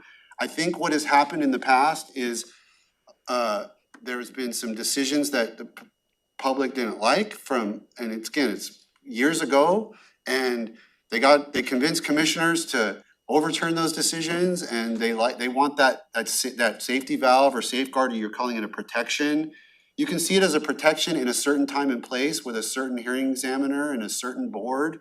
But if you take yourself up a couple levels, stop thinking about what happened in 2015 or 2009 and think about what's good process, I think you will conclude that this is a bad piece of process. And it's not a hill I'm gonna die on. The lawyer in me kind of enjoys, digging into these things and getting to exercise my legal muscle now and again, but I just think it's bad process. And I think that it would be better for the county to not have that layer. Commissioner Mejia. Thank you. Yeah, I felt like there was a lot of if there's a matter that's gonna be appealed and then it comes to us, like all that communication, right? It is ex parte communication, like once, and that's the reason I had to recuse myself from a matter, because constituents were reaching out to me, right? I am their commissioner and they're wanting, to inform me, but they, don't realize that by including me in communication, that just takes me out. Same thing happened to me. And so, I think that that is really important, like that exported communication, and Commissioner Messer does read that, and it's important that we all abide by it. But I want to touch on one of the points that hasn't really been touched on, and just how resource intensive quasi judicial matters are. And I'm not talking about the board, right? Not talking us, but I'm talking about the prosecutor's office. And I'm talking about, because anytime there is a matter that is appealed to us, that is the prosecutor's office civil team, which is also severely lacking because of budgetary constraints, that's another appeal that they have to completely prep themselves on and be ready for, so then they can come give the board a rundown of it and tell us what areas to focus on, and then after that, answer any questions after the hearing for us and give us the legal arguments that the board should consider. And that is, I don't think that's been touched on, but that is a very real aspect of this issue that we really should consider, and the restraints that that puts on our prosecutor's office. And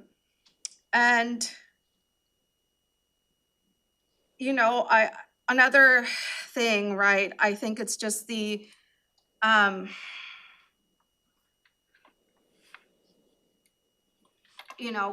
having that political pressure versus that impartiality is very important. And we're elected, Superior Court judges are also elected. I know that we keep saying like it should go to an elected official. Well, Superior Court judges are elected by the public.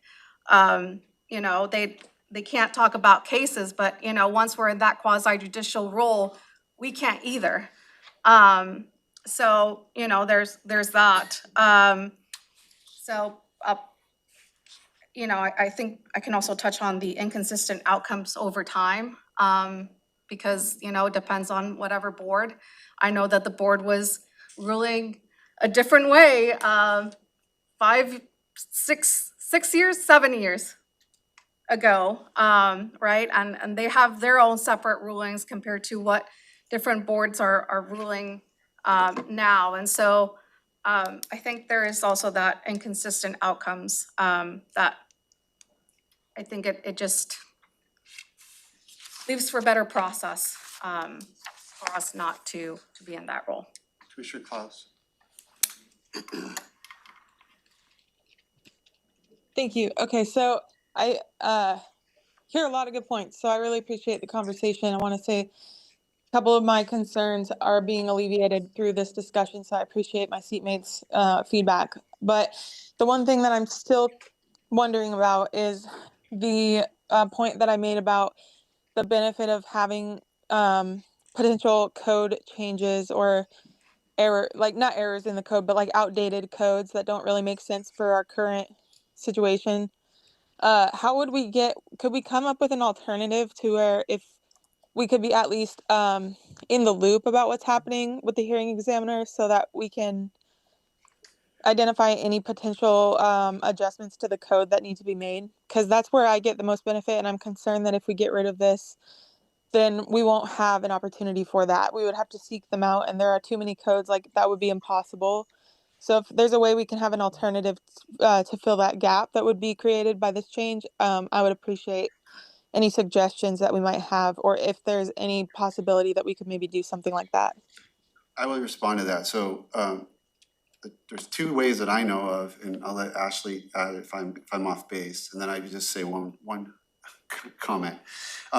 So I, in the past, it hasn't been every year, but I know it's been at least twice since I've been on the board that the hearing examiner, Rice, has sent the board a letter saying, you know what?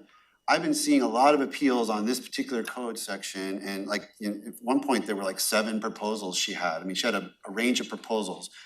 I don't know that we require her to do that. We could certainly reach out and ask. I don't know, I'm looking at Ashley, if how frequently that happens. Also, secondly, our CPED staff. I mean, you guys have come forward with docket proposal items that are staff generated saying, We think our planners are having a whale of a time applying this code and it's generating a lot of appeals. So we kind of like, it's really Ashley's team that can bring that forward to us on an, you know, on an annual or biennial basis to say, we'd like you to, and you have. So I mean, I think that's the answer to that question. And to your point about the hearing examiner, we are meeting, we have two now. We'll be meeting with both of them. It's scheduled for December to go over a year in review. And so the board will be receiving feedback from our hearing examiners. And then I guess my last comment, Commissioner Klaus, is that if that's why you're voting for this, I think we really need to come up with that process, because I don't think we should be putting applicants through a bad process and creating extra work for our prosecutors and stuff, just so you or the board can learn about code. I think we need to come up with another way to get ourselves that information, because that's not appropriate to me to be using a bad. People through a meat grinder. People through a meat grinder and ourselves in our prosecuting attorney's office, just because we can't figure out a way to get the code things that need to be cleaned up, identified, and addressed. Yeah, I don't disagree with that. Okay. Do we have a motion on? No.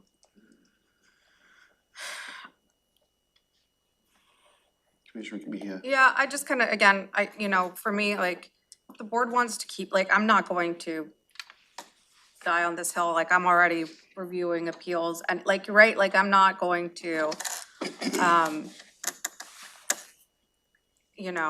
but I think, I think that if we do keep it, that there are changes that we need to make anyways to our quasi judicial process. And,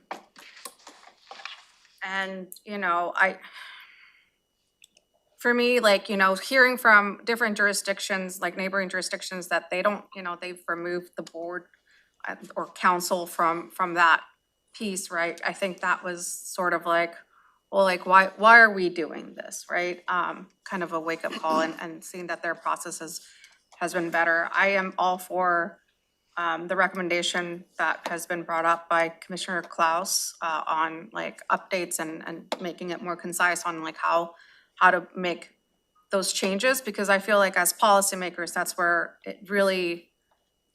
we're really more effective and really changing, things that need to be changed, and so not sure what that would look like, but I would be completely in support of that. Because I would just say on that point, and I'll go back to Commissioner Klaus, that even though we're doing a lot more than we used to do, we're still only doing a few, right? Like, I mean, like, it's not, the two or three things that we might see in the course of a year that kind of make us question is not a comprehensive look at our building code. Like the hearing examiners are doing case after case after case after case. And so is our planning staff. They're working with every single case. Like, they're much better positioned to look at the big picture and go, this is coming up 10 times this year. Like, where we're just seeing one appeal, we're like, well, that seems kind of stupid, but that's kind of anecdotal, right? So I don't think we're the right ones through the appeal process to make those choices, if that's the goal of what we're trying to do. Commissioner Klaus. Thank you. So I was just wondering, because I appreciate that the board is interested in some sort of opportunity to fill that gap in the code, issues being brought to us. So could we have a process in place before we decide to give this up, so that we're not just kind of in limbo? Because I know, like, we've got a lot going on. Staff and the county manager are all working so hard on so many things, and I worry that if we were to say, yeah, let's not do this quasi judicial process anymore, we're going to find a way to review the code in some other, with some other mechanism, and then it takes a long time because we have other priorities. So I'd like to have at least a rough idea of what we could do instead before we decide to give this up. I would be okay, and I'm looking at Ashley, is this a thing we can do, to pull this piece and put it on next year's docket? I mean, like, sort of keep it. I mean, if you're this close to having consensus, I would say that we do have a list. We have a running list. We're happy to share our list in combination with the hearings examiner. I mean, we could even put in the adopting ordinance that CPED will provide an annual list of potential code updates. The other opportunity for the board to really chew on it is the docket review. So you're gonna have a lot in the upcoming docket that is coming from CPED staff and trying to clean up outdated codes. So, And I think what we need, I'm gonna speak up for the work and the input that goes in. It's no secret that there's a lot of work that needs to be done to clarify things and make things streamlined. We just need to know from the board what they are interested in taking on, so we don't spend a whole year's worth of work getting to the end and it not materializing into something that's the board wants to see take place. Like right now? Yes. I'm just saying this whole idea of us hearing the land use appeals, like, I don't necessarily feel like I have my feelings, I've expressed them. I don't need this to happen today, you know? Maybe if Commissioner Grant gets a couple more gnarly land use appeals under her belt, you know, by spring, she'll have a different opinion. I mean, if we could keep the issue alive, that this would be debated maybe, and it's not something we do once a year, right? We could at any point take action. I mean, you could table this. It would be helpful to know if there's any additional work that. No additional Information. work. It's We just- know the issue. Just table Give the, us another time to argue about it, is that Yeah. what you're wanting? well, I don't know. I mean, it sounds like Commissioner Mejia she continually said she's not gonna die on the hill, so I'm not sure how she's gonna vote. Make a motion. Is that I know Commissioner Grant seems pretty solid. Commissioner Klaus, though, would it benefit you if we table this till spring for a decision in spring? Yeah, that would be great. I would really appreciate that, just so we can, I mean, I think I'm willing to go with the board's decision, but I just don't wanna do it prematurely before we have another plan in place. And, you know, honestly, I could use a little more time too. I mean, you know, some of your guys's, you know, some of the arguments make sense. I just am not there yet, so Yeah. I'm interested in tabling too. I just wanna leave this board with good process whenever I walk out the door, so I don't feel like this has to happen right now. I just wanna keep this a conversation afloat, because I think we're all gonna realize as we do more of these that we could do it better. So just logistically, keeping this item afloat and not making a decision today does add work to staff. There will be more work as it's added to whatever next process, next docket, however the board decides to move forward. Just know that punting into next year doesn't alleviate the work that will need to happen to continue to address the topic. Josh, will it have to be added to the next docket cycle? Yeah, it will need to remain on the docket as an item, for under the permit review process update. And then we have been doing outreach, so we continue to do outreach on all these items as they move forward. So that folks who have been engaged can continue to be engaged, and that would, so if you split them apart, we would continue to engage folks on this piece, you know, moving forward. I just wanna make it clear, like I have gone back and forth, but based on the conversation that we've had today, I would be in favor of removing the quasi judicial land use appeals authority from the commission and transferring it to the Superior Court. Like, just so it's clear where I stand, if that comes into any calculation. I don't like leaving things like hanging. I like closure.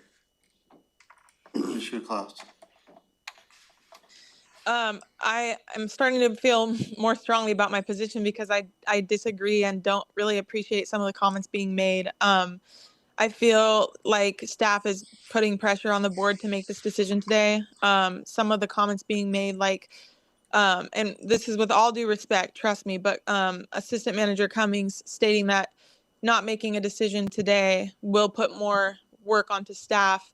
Well, we are making a decision today, whether it's to keep this or remove this responsibility from the board. That is a decision. So I don't like when I hear things like, oh, if we don't do this today after staff put all this time into it all over the year, it just feels like it's added pressure that kind of changes the direction that the board's conversation goes. And that's something I feel the board is deliberating and that staff is putting unnecessary pressure on us to move today. So I just wanted to state that. I think, thank you for your comments, Commissioner Klaus. I think Assistant County Manager Cummings' comments were more in response to, well, we don't do anything today, there's no more work to be done. And so that's, I think, where he was coming from, which, well, if it has to go back on the docket, there is work that will have to be done. And I was trying to get clarification because I didn't know, based on how the conversation was bouncing around the table, if we could take this, pause it, and then just bring it back at any time, or does it have to go back into because the docket process is a pretty rigid process. Yeah, and no intent to add pressure, but it's our job to create the reality of what the next steps are. But does it have to go back to planning commission and out, to me, this has been, this is a big thing. And I would like, I don't wanna jam this down my seatmates' throat. I think I'm right, and I think if you give me 6 more months, I can convince them that I'm right. And especially if they, and I just feel like it would be better if we all said to the public, we've lived this, you haven't, and we think this is a better process. I would rather have Commissioner Klaus's and Grant's support on this if possible. And I'm willing to wait to get that done. And I don't wanna, and I don't see how we have to do any more than the absolute minimum of what's required to just keep it afloat. Or you could kill it and I'll just add it to the docket next year and it'll go through the same thing. But that seems like a waste of time And itself. staff is fine either way. Yeah. We're just looking for direction. But to your question, Commissioner, Answer, I don't even know. So if you can enlighten us, what are the options? Because I'm unclear and then probably other commissioners are unclear. So you can pull it out of this package. It just means that it remains open for consideration in next year's package. It doesn't necessarily have to go back through new hearings. When I say staff work, it's really the work that I direct my team to do to continue engaging people who have been shown an interest in this process. So that means updating the website, we send out web mails, we, take questions, respond to folks. It's that level of engagement. So it's not a full, start at the beginning again. I feel really strongly about making sure we have good public engagement in all of our processes until there's a final decision. And there will be interest. And I'll be perfectly honest, I'm a little, even if I've convinced 2 of my seatmates to support this, the fact that no planning commissioner supported it and nobody came and gave public comment supporting it. I've never been in that situation before where I feel so strongly about something that I got no public support for. So I would almost like to build my own, some constituent support for this idea that I'm pretty sure I'm right about, but people need education on this. And so I just, There was one written comment in support. who is that person? Let me Start there. Oh, I think it was Heather Burgess. She didn't actually come to the public hearing, but I remember it came in like the last day, so I remember seeing. A high-priced land use lawyer who knows how much her clients have to pay to come and basically get a non-legal decision and then just have to pay more legal fees to the Superior Court. That's not a surprise, but that's kind of part. Commissioner Klaus. Sorry, I forgot to lower my hand, but I wanted to say thank you to Leonard and Josh for their responses, and I hope I didn't come off as too abrasive. I just kind of felt a little pressure, but thank you for your response to that. Oh, no, Commissioner Klaus, you weren't abrasive. Can I make a motion to table the 4th bullet? To keep it open. Keep it open. Table, for next keep year's it, docket. pull it out of this year's decision and put it in next year's docket. Not make the decision today, but I will continue to advocate for it next year. That's your motion. That's my motion. Can I get some clarification? So your motion is to keep it open for next year's docket for consideration? Yes. Do you want to put a timeline on that, 6 months, end of the year? Just. It would be helpful for our communication purposes with the public to let them know when the board would like to revisit it.